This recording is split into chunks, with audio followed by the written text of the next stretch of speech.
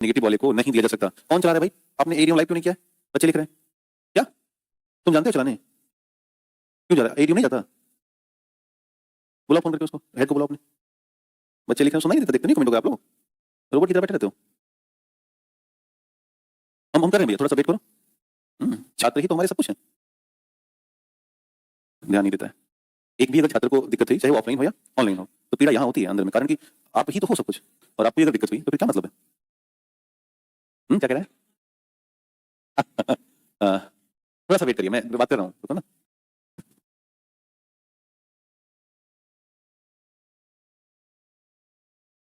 यहाँ पे कौन देखता है भाई? हेड कौन है?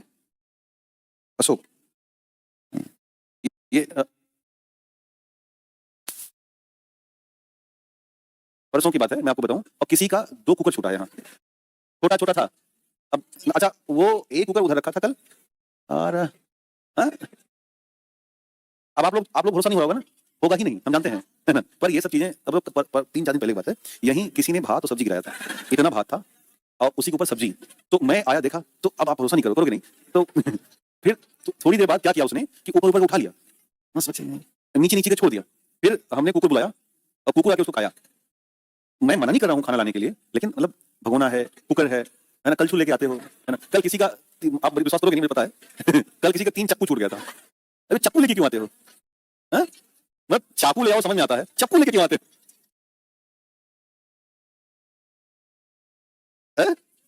क्या? अच्छा अच्छा। नहीं नहीं बच्चियों, थोड़ा ये सब चीजें डेकोरम मेंटेन करो। कल को ऑनलाइन कोई सुन रहा है, मुझे कितने किलोमीटर दूर बात जा रही है, अच्छी बात नहीं है। कल से प्रयास करना कि जो भी है, हम मना नहीं कर रहे हैं, लेकिन जैसे अब दाल भात खाना है तो एक पत्ता ले लो। यहाँ मैं कुछ नहीं बोलूंगा, विवाद हो जाएगा, है ना? सर आप, अच्छा अच्छा सर आप गलत बोले, अच्छा। वही मैं कह रहा हूँ, भरोसा नहीं करोगे मैं पहले ही बताया, मुझे आई नो ऑलरेडी। तो प्लीज साइंस का, अरे यार इसका ऑनलाइन का पहले ब्लॉक कर दो। ये रोज आ जाता है ये करने के लिए कि प्लीज साइंस का ऑनलाइन डाल दो। मिल गया है तो काहे नरक मचा रखे हो? और उसको पढ़ोगे कितना? पढ़ पाओगे तो काहे नरक मचाए? मेरी बात याद रखना बेटा, नोट्स जो आप बना रहे हो वही आपके लिए काफी है। दुनिया का कोई मैटर आपका सपोर्ट नहीं कर सकता है, और करना भी मत, कोई मतलब का नहीं होता है। सर टॉनिक बैच ऑनलाइन रहेगा, कोई बैच है क्या? लेकिन अब आइए स्टार्ट करते हैं, हो जाएगा इनका। और एडी वाली बैच को मैंने बोल रखा है, तो इनके पास 2 विकल्प है, या तो अभी जस्ट जोड़ रहे हैं, या तो फिर वीडियो रिकॉर्ड करके वो 1 घंटे बाद अपलोड कर देंगे, ठीक है? इधर ध्यान दीजिए, लिखिएगा आरएच क्या लिखा लास्ट में? हाँ, आरएच प्लस वाला रक्त आरएच नेगेटिव को नहीं दे सकता। हालांकि आगे हालांकि पहली बार या एक बार संभव है, हालांकि एक बार दिया जा सकता है, ऐसे हालांकि एक बार दिया जा सकता है, हालांकि एक बार दिया जा सकता है, परंतु दोबारा उसी व्यक्ति को रक्त चढ़ाने से, परंतु दोबारा उसी व्यक्ति को रक्त चढ़ाने से मृत्यु हो सकती है। दोबारा उसी व्यक्ति को रक्त चढ़ाने से मृत्यु हो सकती है।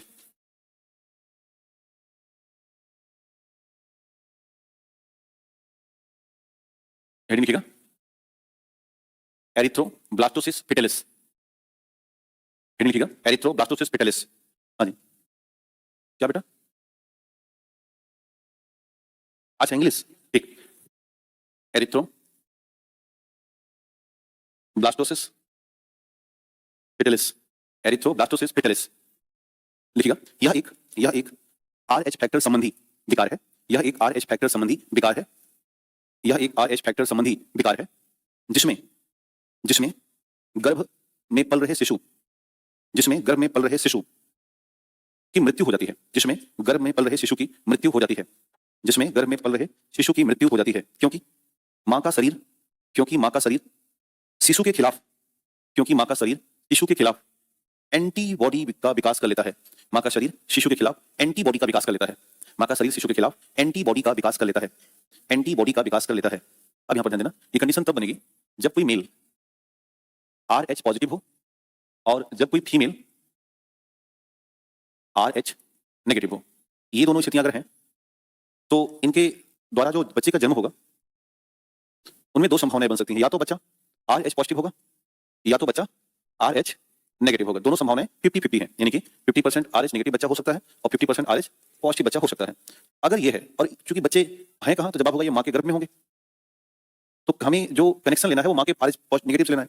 अगर बच्चा आरएच नेगेटिव हुआ और मां भी आरएच नेगेटिव है तो कोई दिक्कत की बात नहीं है, ये ठीक है। लेकिन अगर बच्चा आरएच पॉजिटिव हुआ और मां आरएच नेगेटिव है तो प्रॉब्लम आएगी। यानी कि इस एरिथ्रोब्लास्टोसिस फेटालिस की समस्या कब आएगी? जब गर्भ में पल रहा बच्चा कैसा हो, आरएच पॉजिटिव हो, है ना? तो अब मान लीजिए कि मां के गर्भ में बच्चा पल रहा है, अभी हाल फिलहाल ये बच्चा है कैसा, आरएच पॉजिटिव, और माँ का जो ब्लड है वो है RH नेगेटिव। तो माँ RH एंटीजन वाली नहीं है, लेकिन जो बच्चा है वो RH एंटीजन वाला है।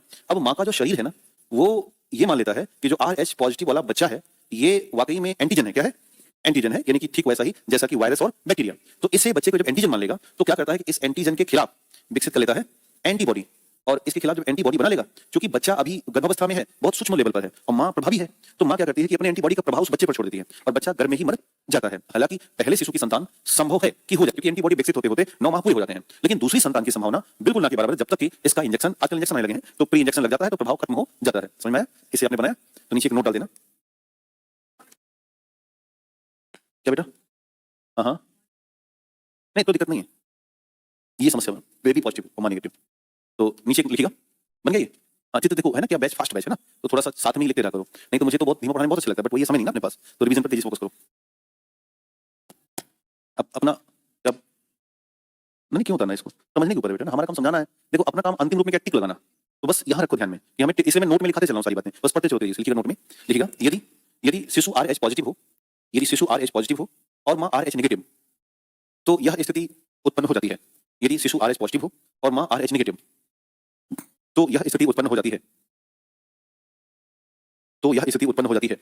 हालांकि हालांकि पहला गर्भधारण हो जाता है। हालांकि पहला गर्भधारण हो जाता है। हालांकि पहला गर्भधारण हो जाता है, परंतु दूसरे गर्भधारण में समस्या आती है। पहला गर्भधारण हो जाता है, परंतु दूसरे गर्भधारण में समस्या आती है। नेक्स्ट लिखिएगा, Bombay blood group.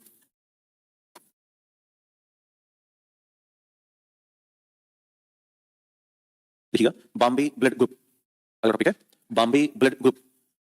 Bombay blood group इसी को कहते हैं गोल्डन ब्लड ग्रुप, इसी कहते हैं rare of rarest blood group, इसी कहते हैं स्मॉल HH ब्लड ग्रुप। तीन नाम लिखिएगा, golden blood group, rare of rarest blood group और स्मॉल HH ब्लड ग्रुप। इसकी खोज करता है डॉक्टर YM भिंडे, 1952। स्थान है बॉम्बे, आपका मुंबई, उसमें बॉम्बे था ना पहले। डॉक्टर YM भिंडे, देखो हाँ, अरे भिंडे सिंडे जो भी लिखना हो लिख दो, है ना, शादी नहीं करनी ना। इधर देखो, ये है RBC। हम ये जानते हैं कि किसी भी ब्लड ग्रुप का अगर हमें डिटर्मिनेशन करना है या निर्धारण करना है तो रिस्पॉन्स कौन करेगा? Then example is RBC।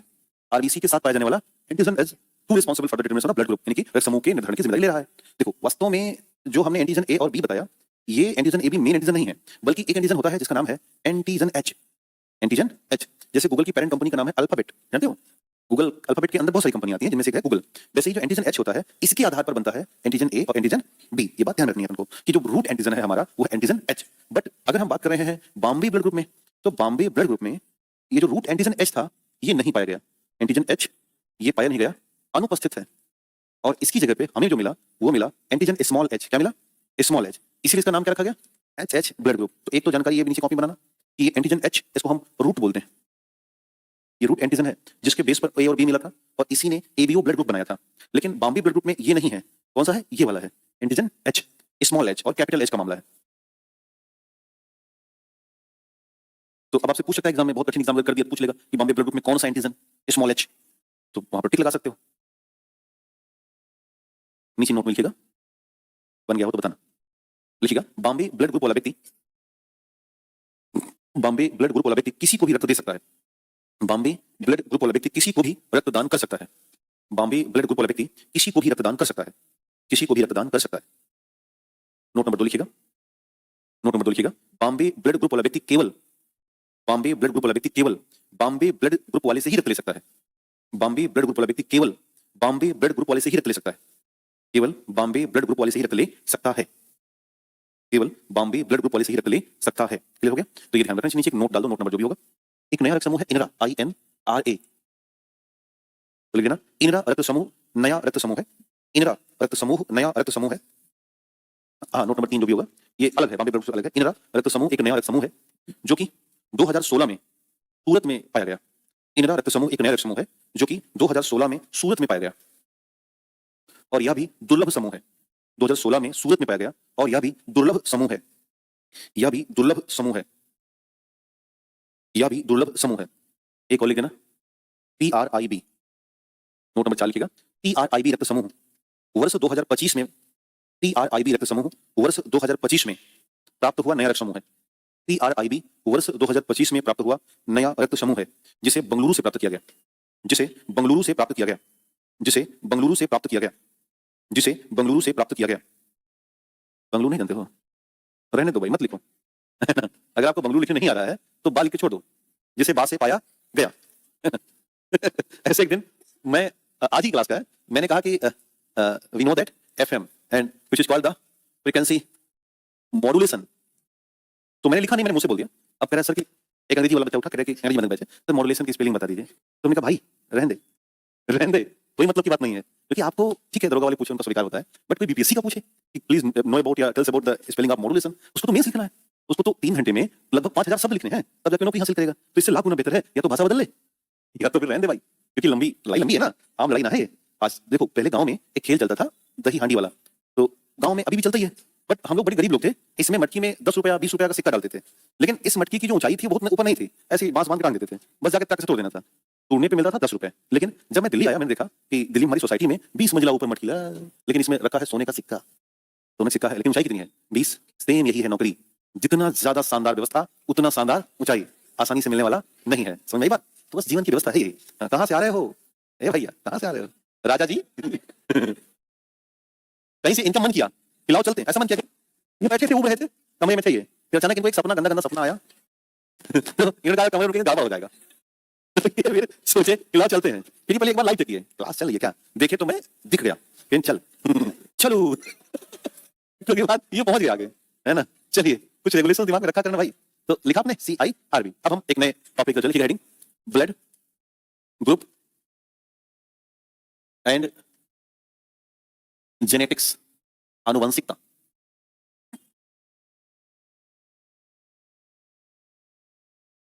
रक्त समूह और आनुवंशिकता, लिखिए हेडिंग रक्त समूह और आनुवंशिकता। तो देखो, अभी अगर हम बात करें AB रक्त समूह की, तो यहां से कुछ डिटेल हमें पहले से पता है। जैसे total type of blood group इसमें कितने हैं? उत्तर है 4।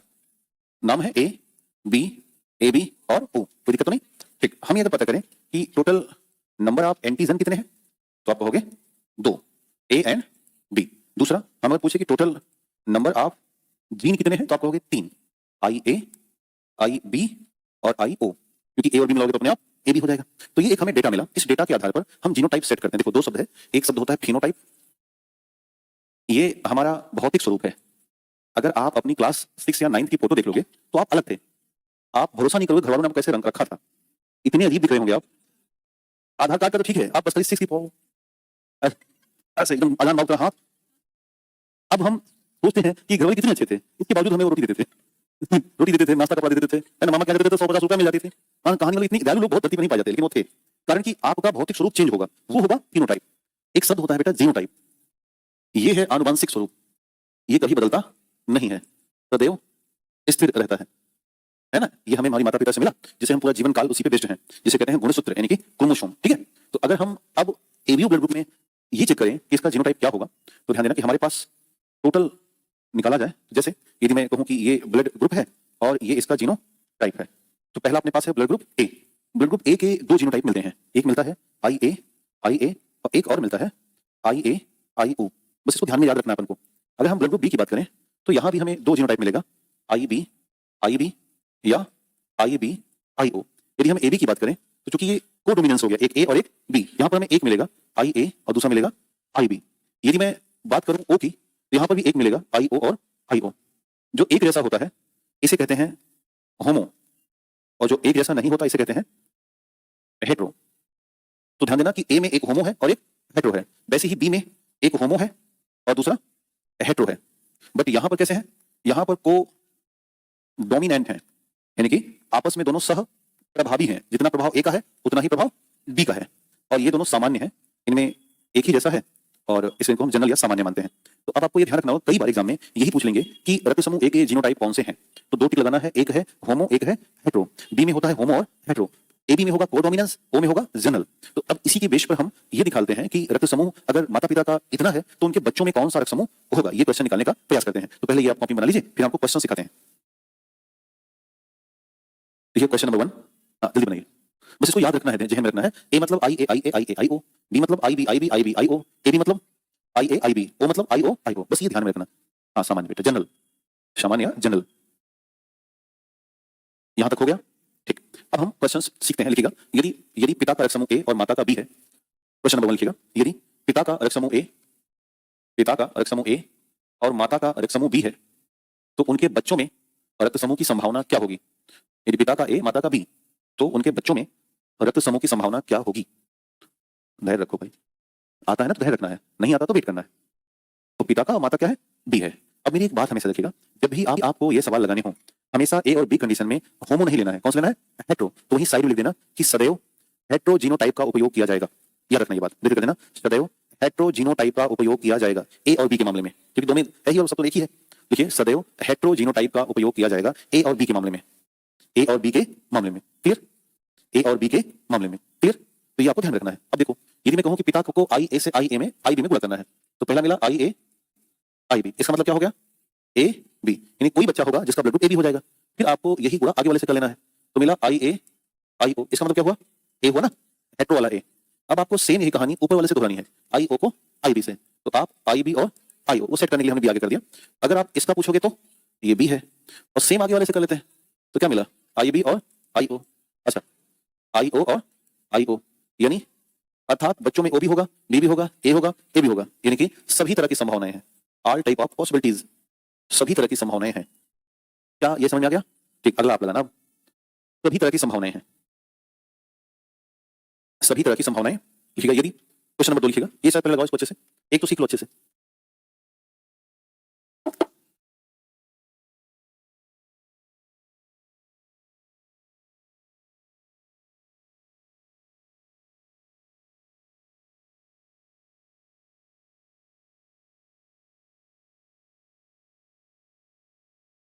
हो गया।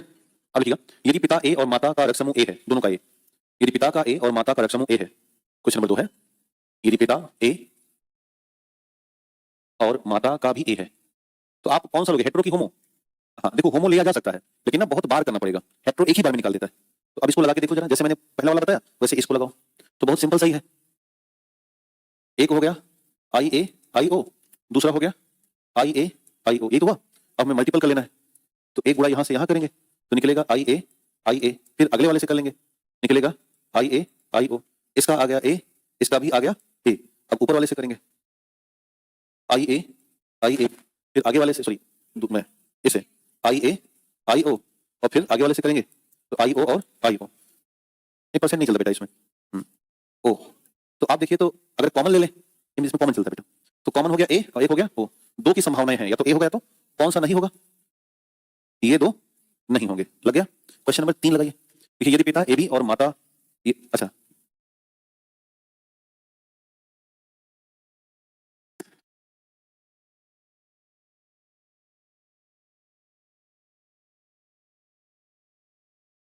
हो गया। देखिए यदि पिता ए बी और माता का रक्त समूह बी हो, यदि पिता ए बी और माता का रक्त समूह बी हो, पिता है ए बी वाले और माता का रक्त समूह बी है, तो ए बी का तो एक ही जीनोटाइप है जो आपको लेना ही होगा, आई ए और आई बी। माता वाले में कौन सा लोगे, आई बी और आई ओ। तो ये लेकर के अब आप सेम मल्टीपल करेंगे, एक बार आगे वाले से दोनों में और एक बार पीछे वाले से दोनों में, ऐसे। अब इसका हम रिजल्ट हासिल करें, तो पहला क्या मिला, आई बी, यानी हो गया ए बी। दूसरा मिला आई ओ, यानी हो गया ए।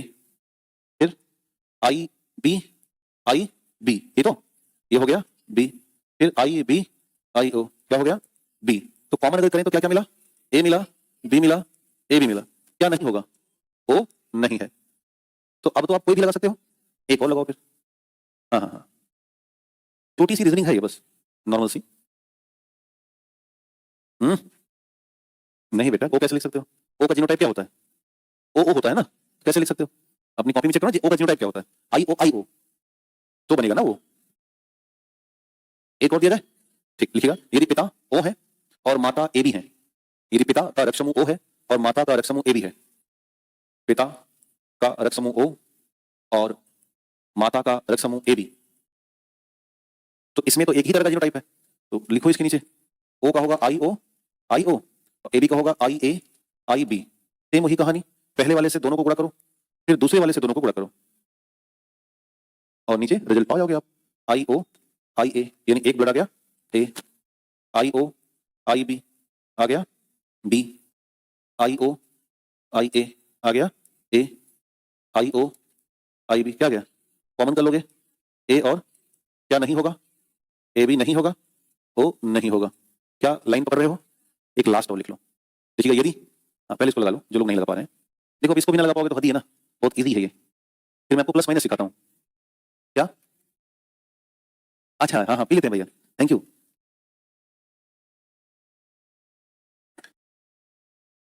एक और लिखिएगा, यदि यदि पिता का रक्त समूह ओ, यदि पिता का रक्त समूह ओ, यदि पिता का रक्त समूह ओ और माता का रक्त समूह, यदि पिता का रक्त समूह ओ और माता का रक्त समूह ए है, पिता का ओ माता का ए, पिता का ओ और माता का ए, पिता का ओ और माता का ए, लगाने का दुस्साहस करिए। आई ओ आई ओ आई ओ आई ए, एट्रो लेंगे ना इसमें, तो शायद ए और वो आना चाहिए, पक्का? ठीक, बहुत शानदार। तो मेरे हिसाब से अब आप इस तरह की चीजों में आराम से लगा लोगे, कोई दिक्कत तो नहीं आएगा। ठीक, अब लिखिएगा आर एच ब्लड फैक्टर और जेनेटिक्स, आर एच रक्त समूह और आनुवंशिकता। प्लस माइनस को देख लेते हैं एक बार। यस सर, समझ में आ रही है, बहुत बड़ी बात है। आर एच में देख लेते हैं, R H blood group and genetics, R H blood group and genetics. ध्यान देना, अब आर एच में दो ही कहानी है, या तो कोई एक आर एच पॉजिटिव होगा या तो कोई एक आर एच नेगेटिव, यानी कि दो ही ब्लड ग्रुप हैं, और एक इसके पास जीन है जिसका नाम है आर एच, है ना, जिसको हम बोलते हैं एंटीजन। तो उसके आधार पर आर एच के पास दो जीनोटाइप मिलते हैं, एक मिलेगा कैपिटल आर, एक मिलेगा कैपिटल आर स्मॉल आर। ये है होमो और ये होगा हेट्रो। समझ बात आ गई? इस अगर आर एच नेगेटिव है तो यहाँ केवल एक जीनोटाइप मिलता है स्मॉल आर, और ये है जनरल यानी कि सामान्य, जनरल यानी कि सामान्य। तो ये हमें आपको केवल तीन याद रखना है, एक होमो का, एक हेट्रो का। अब हम इनकी पॉसिबिलिटीज देख लेते हैं। लिखिए क्वेश्चन नंबर 1, इसको बनाइए पहले जी। अच्छा एक बार समझा दें, देखो आर एच पॉजिटिव में दो याद रखना है, अगर होमो जीनोटाइप है तो क्या होगा, वो आर आर कैपिटल, और अगर हेट्रो जीनोटाइप होगा तो आर और स्मॉल। कितने जीनोटाइप? दो। कब? जब कोई व्यक्ति बंदर वाला हो जाएगा, R H positive. R H negative यानी नहीं है आर एच नेगेटिव, तो उसके एक जीनोटाइप होंगे, कौन? स्मॉल और स्मॉल आर। क्लियर हो गया? अब हम ये चेक कर लेते हैं कि यदि कोई व्यक्ति पॉजिटिव और नेगेटिव है तो क्या हालात उनके बच्चों पर पड़ेगी। क्वेश्चन नंबर लिखिएगा, यदि पिता आर एच पॉजिटिव है और माता आर एच नेगेटिव है, यदि पिता आर एच पॉजिटिव है और माता आर एच नेगेटिव है, यदि पिता आर एच पॉजिटिव है और माता आर एच नेगेटिव है, तो बच्चों में क्या प्रभाव होगा? तो बच्चों में क्या प्रभाव होगा? तो पिता के मामले में हमें क्या पता चला? आर एच पॉजिटिव, और माता शायद यही कहानी कहां बनी थी, एरिथ्रोब्लास्टोसिस पिटिलिस, याद आ रहा है? तो यह हो गई आर एच नेगेटिव। अब ध्यान देना, हमेशा होमो और हेट्रो में कौन सा उठाओगे? हेट्रो। तो पिता का हेट्रो क्या होगा? Capital R small R. ये है जीनोटाइप। माता के पास एक ही होगा, पता? तो बस सेम तरीका है, इससे गुणा कर दो, तो कैपिटल आर स्मॉल आर। ये क्या होगा? बच्चा आर एच पॉजिटिव होगा, क्योंकि आर एच मतलब आर एच पॉजिटिव, बच्चा आर एच पॉजिटिव होगा। इधर देखते हैं, आर एच यानी कि 50% चांस है कि बच्चा आर एच पॉजिटिव हो, और 50% चांस है कि बच्चा आर एच नेगेटिव हो। तो सेम वही तरीका है, बाकी कोई चेंज नहीं है, बस खाली हमें इनका जीनोटाइप याद रखना है कि प्लस वाले में सेम दो जीनोटाइप होंगे, एक कैपिटल आर और एक कैपिटल स्मॉल आर। हेट्रो ही उठाना है जिससे इजी हो जाता है, और नेगेटिव है तो स्मॉल आर। कई जगहों पे आर की जगह डी लिखा होगा, यानी कि कैपिटल डी स्मॉल डी, और स्मॉल डी और ये, बट उससे कोई मतलब नहीं, खाली नोटेशन है, तो आप आर सी ध्यान में रखें। दूसरा चांस ये बन सकता है कि पिता पॉजिटिव हो और माता को भी पॉजिटिव कर देते हैं, करके देखते हैं। क्वेश्चन नंबर 2 लिखिएगा, यदि पिता R H positive, condition number 1, और यदि माता आर एच पॉजिटिव, दोनों के जीनोटाइप की व्यवस्था देखो, तो हम हेट्रो ही उठाएंगे और मल्टीपल करना शुरू करेंगे। पहला आ गया कैपिटल आर, यानी कि कोई ऐसा बच्चा है जो आर एच पॉजिटिव हो रहा है, फिर चलते हैं कैपिटल आर स्मॉल आर। कोई और बच्चा है जो आर एच पॉजिटिव हो रहा है, पॉजिटिव बेटा, नेगेटिव नहीं, नेगेटिव दोनों स्मॉल आएगा।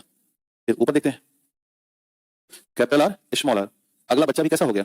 पॉजिटिव बेटा, माथा दिमाग से लेके बोलो। इस बार क्या हो रहा है, मतलब कोई उम्मीद नहीं कर सकता कि जब दोनों पॉजिटिव हैं तो बच्चा नेगेटिव कैसे, जबकि सच्चाई है कि 75% ही क्या है, पॉजिटिव है, और 25% नेगेटिव के चांस बन रहे हैं। और यही बार एग्जाम में आ जाता है, कारण कि ध्यान नहीं जाएगा ना कि दो पॉजिटिव तो संभव ही नेगेटिव का, और सच्चाई है कि संभावना दिख रही है। एक बचा 25% कहानी कैसी हुई, नेगेटिव की बन रही है। तो इस तरह से सवाल अगर आया दरोगा में, हालांकि ऐसा सवाल पूछने की हिम्मत नहीं है उनकी, है ना, इतना का सवाल पूछना शुरू कर दिया तो फिर दरोगा वाले उड़ जाएंगे।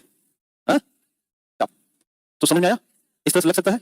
नेगेटिव नेगेटिव में अगर लगा के देखोगे तो दोनों नेगेटिव होगा, क्योंकि स्मॉल स्मॉल स्मॉल स्मॉल तो उसकी आवश्यकता नहीं है। अब आइए नए चैप्टर पे चलते हैं। लिखिएगा रक्त नलिका, हेडिंग रक्त नलिका या ब्लड वेसल्स, हेडिंग रक्त नलिका या ब्लड वेसल्स। अगला चैप्टर है रक्त नलिका या ब्लड वेसल्स।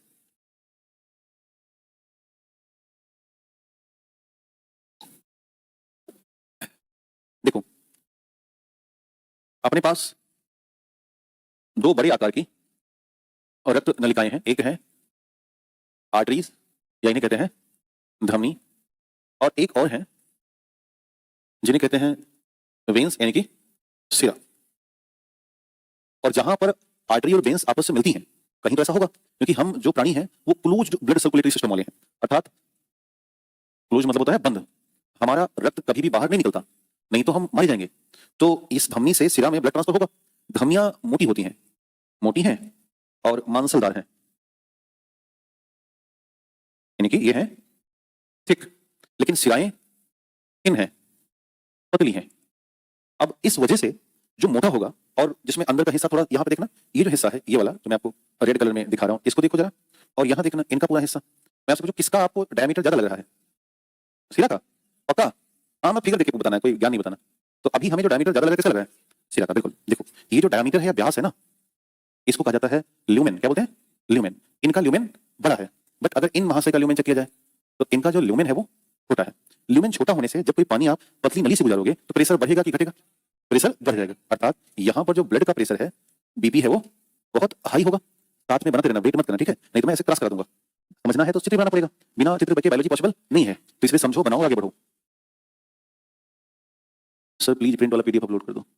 हमारे पास है नहीं बेटा, कोई पीडीएफ नहीं है। आज तक मुझे 12 साल पढ़ाते हो गया, मेरे पास ना तो कोई नोट्स है ना ही कोई पीडीएफ है, जो है सब ब्रेन में है। तो इसलिए अभी रखो उसी में। राम राम भैया लिखा, राम राम।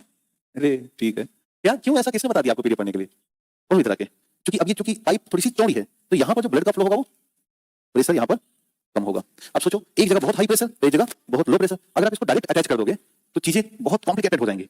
जैसे एक तरफ से पाइप आ रही हो तो आप पाइप कैसे घुसाते हो दूसरी वाली में? जिधर से पानी आ रहा है उसको करीब इतना तो डालना ही पड़ेगा ना, जिससे कि वो सीधा निकल जाए। और कई बार आप ज्यादा चालाकी करके इतना ही जो रखते हो तो निकल जाएगा, तो बहुत टफ टास्क हो जाएगा। तो सेम कहानी है कि इनको कनेक्ट करना है तो इनके बीच में हमें एक सेटअप लगाना पड़ेगा, और वो सेटअप कहलाता है छोटी छोटी रक्त केशिका। ये ना ब्लड को कई भागों में बांट देती हैं, जैसे डेल्टा नहीं बन जाता तो डेल्टा बना देती हैं। ये कहलाती हैं ब्लड कैपिलरी, या हिंदी में कहते हैं रक्त केशिका।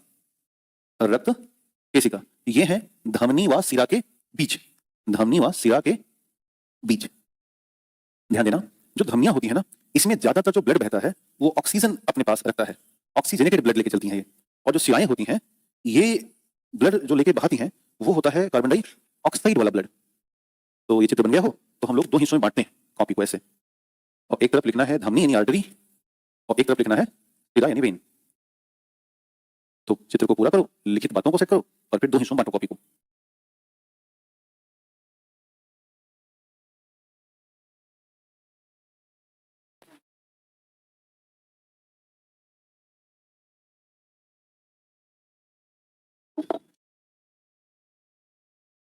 बन गया तो बताना। अरे तुम्हारे बनने से क्या होता है? हाँ लाइक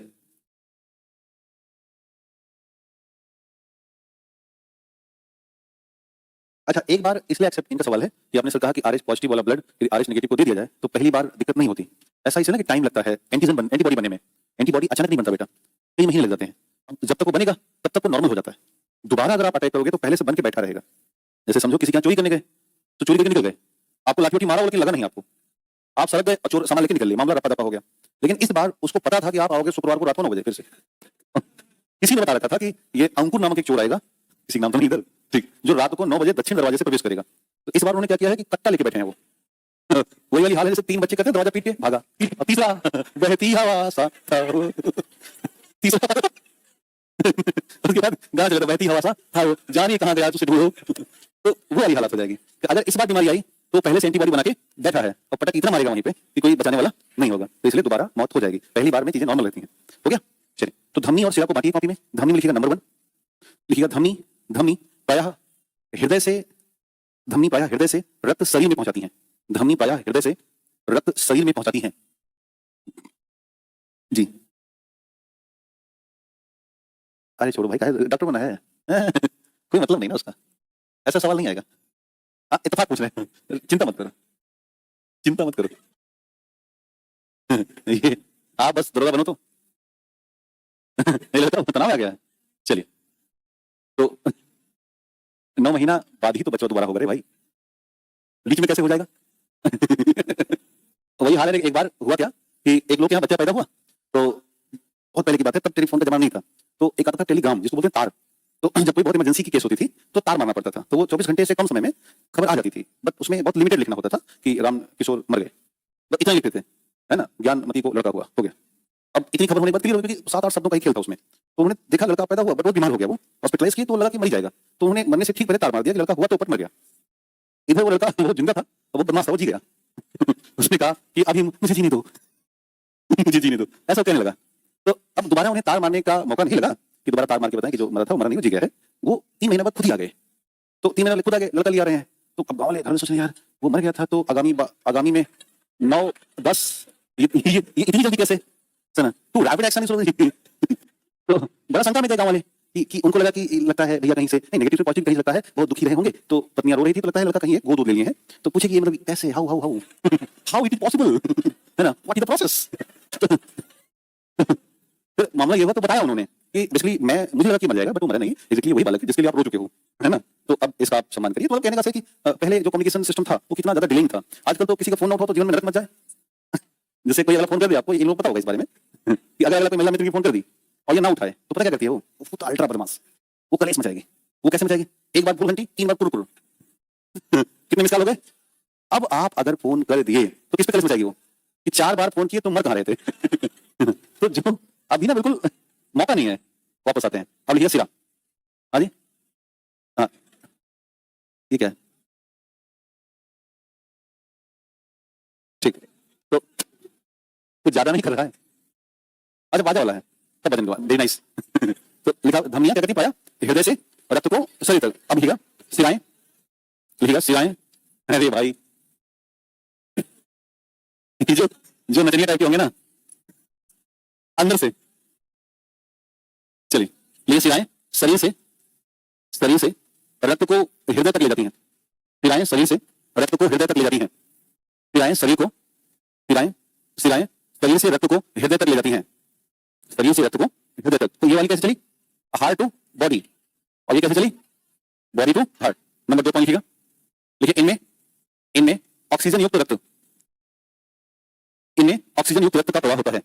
इनमें ऑक्सीजन युक्त रक्त का प्रवाह होता है। इनमें ऑक्सीजन युक्त रक्त का प्रवाह होता है। और ब्रेक कर देना कि पल्मोनरी आर्टरी अपवाद है। पल्मोनरी आर्टरी अपवाद है, इसमें रहेगा CO2 plus blood. Pulmonary artery अपवाद है, इसमें रहेगा CO2 प्लस ब्लड। एक अपवाद लिखिएगा पल्मोनरी आर्टरी।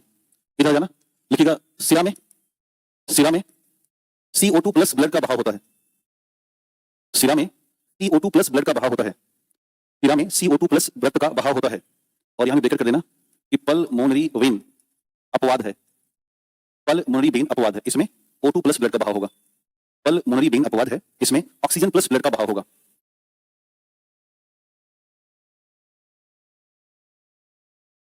अब लिखना तीसरा पॉइंट, ये मोटी और मांसलदार है तथा उच्च बीपी है। मोटी और मांसलदार है तथा उच्च रक्तदाब है। मोटी और मांसलदार है तथा उच्च रक्तदाब है।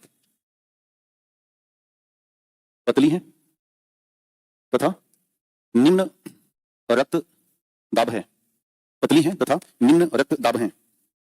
पतली है तथा निम्न रक्तदाब है। अगला पॉइंट डाल देना, इनमें वाल्व नहीं पाया जाता, या होता भी है तो बहुत रेयर होता है। इनमें वाल्व नहीं पाया जाता। जहां पे ज्वाइंट होता है ना, पे वाल्व लगते हैं, बट यहां पर ज्वाइंट बहुत कम होता है। इनमें वाल्व नहीं पाया जाता। और ब्रेक कर देना दुर्लभ है। देखिएगा इनमें वाल्व पाया जाता है। वाल्व पाया जाता है, इनमें वाल्व पाया जाता है। इधर आना, इनका ल्यूमेन बड़ा कि छोटा? लिखिएगा ल्यूमेन छोटा होता है। ल्यूमेन छोटा होता है, देखिएगा ल्यूमेन छोटा होता है, और शिराओं का ल्यूमेन बड़ा, देखिएगा शिराओं का ल्यूमेन बड़ा होता है, शिराओं का ल्यूमेन बड़ा होता है, इनका ल्यूमेन बड़ा होता है। लिखिएगा अगला पॉइंट, मृत्यु के बाद रक्त का बहाव नहीं, मृत्यु के बाद रक्त का बहाव नहीं होता, मृत्यु के बाद रक्त का बहाव नहीं होता। और यहां लिखिएगा मृत्यु के बाद कुछ घंटों तक, मृत्यु के बाद कुछ घंटों तक रक्त बहाव होता है, मृत्यु के बाद कुछ घंटों तक रक्त का बहाव होता है, मृत्यु के बाद कुछ घंटों तक रक्त का बहाव होता है, मृत्यु के बाद कुछ घंटों तक रक्त का बहाव होता है। नेक्स्ट लिखिएगा, इनमें ऑक्सीजन का लेवल लो की हाई, क्योंकि कैसा ले जा रही है ऑक्सीजन, और इनमें लो, तो नेक्स्ट और लास्ट लिख देना, ऑक्सीजन का लेवल धमनी में हाई और शिरा में लो, ऑक्सीजन का लेवल धमनी में हाई और शिरा में लो होता है, और शिरा में लो होता है, ऑक्सीजन का लेवल धमनी में हाई और शिरा में लो माना जाएगा। इंजेक्शन किसमें दिया जाएगा बताओ? शिरा में, है ना, धमनी को छेड़ा नहीं जाता, हालांकि धमनी का भी इस्तेमाल किया जाता है इंजेक्ट करने में, लेकिन वो कॉमन चीज नहीं है। तो नॉर्मल इंजेक्शन किसमें? यहाँ पर जो ये डॉक्टर वाला इंजेक्शन है ये दिया जाएगा यहाँ, ठीक है। बहुत विशेष कंडीशन में धमनी काटी जाती है यहाँ गले के पास या जांघ के पास, जब कहीं ब्लड ना मिल रहा हो, तो कई बार मरीज का बीपी बहुत लो हो जाता है, इतना लो कि फ्लक्चुएट नहीं कर पा रहा है, तो डॉक्टर को बीपी मेंटेन करना है तो यहीं पे काट देगा साइड से, फिर समझ लो कि मौत बिल्कुल पास आ रही है, बहुत पास, क्योंकि बहुत अच्छी हालत में तब नहीं होगा, वो बहुत रेयर केस में बचा पाते हैं। सर आप कब से पढ़ा रहे हैं वही, बस क्या पढ़ा रहे हैं, ऐसे ही पढ़ाते रहते हैं। चलिए लिखिएगा मानव का हृदय,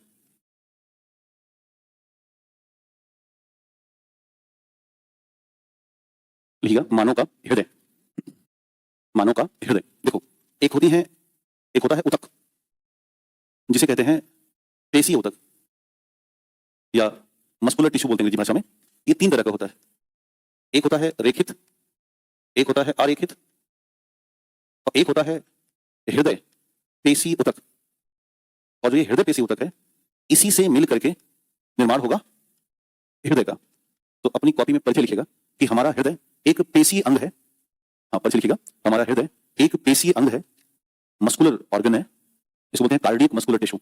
हमारा हृदय एक पेशी उतक है, हमारा हृदय एक पेशी उतक है, जिसका मुख्य कार्य रक्त का पंप करना, पंपिंग ऑफ ब्लड, जिसका मुख्य कार्य रक्त का पंप करना तथा रक्त दाब की स्थिति को बनाए रखना है, जिसका मुख्य कार्य रक्त को पंप करना तथा रक्त दाब की स्थिति को बनाए रखना है, रक्त को पंप करना तथा रक्त दाब की स्थिति को बनाए रखना है, रक्त दाब की स्थिति को बनाए रखना है। आगे बढ़ाना, हमारा हृदय लगभग 250 से 300 ग्राम वजनी, हमारा हृदय लगभग 250 से 300 ग्राम वजनी, 250 से 350, 250 से 350 ग्राम वजनी, 250 से 350 ग्राम वजनी, मुट्ठी बंद मुट्ठी के आकार में, ऐसे, जिसकी मुट्ठी जितनी बड़ी होती है उसका हृदय भी उतना ही बड़ा होता है ना, ऐसे बंद करके देख लो, सेम इतनी ही साइज का आपका हृदय होगा।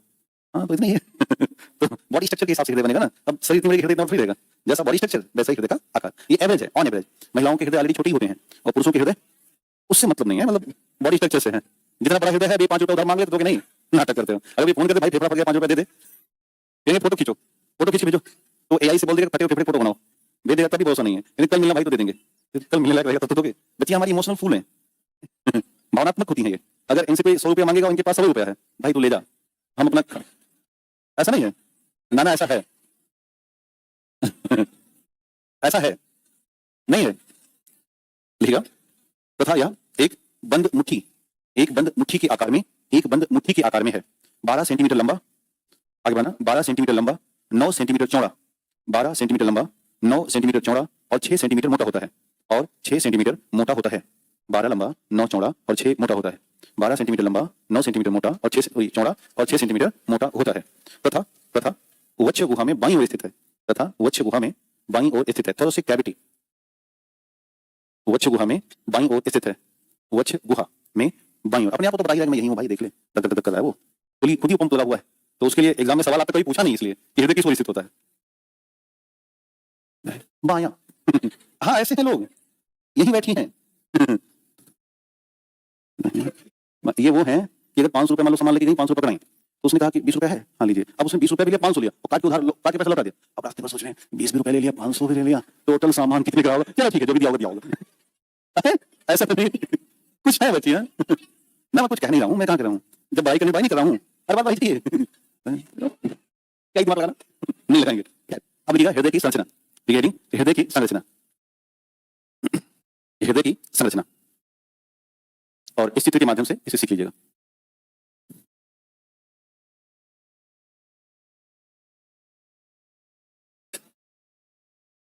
ऐसे ध्यान देना एकदम।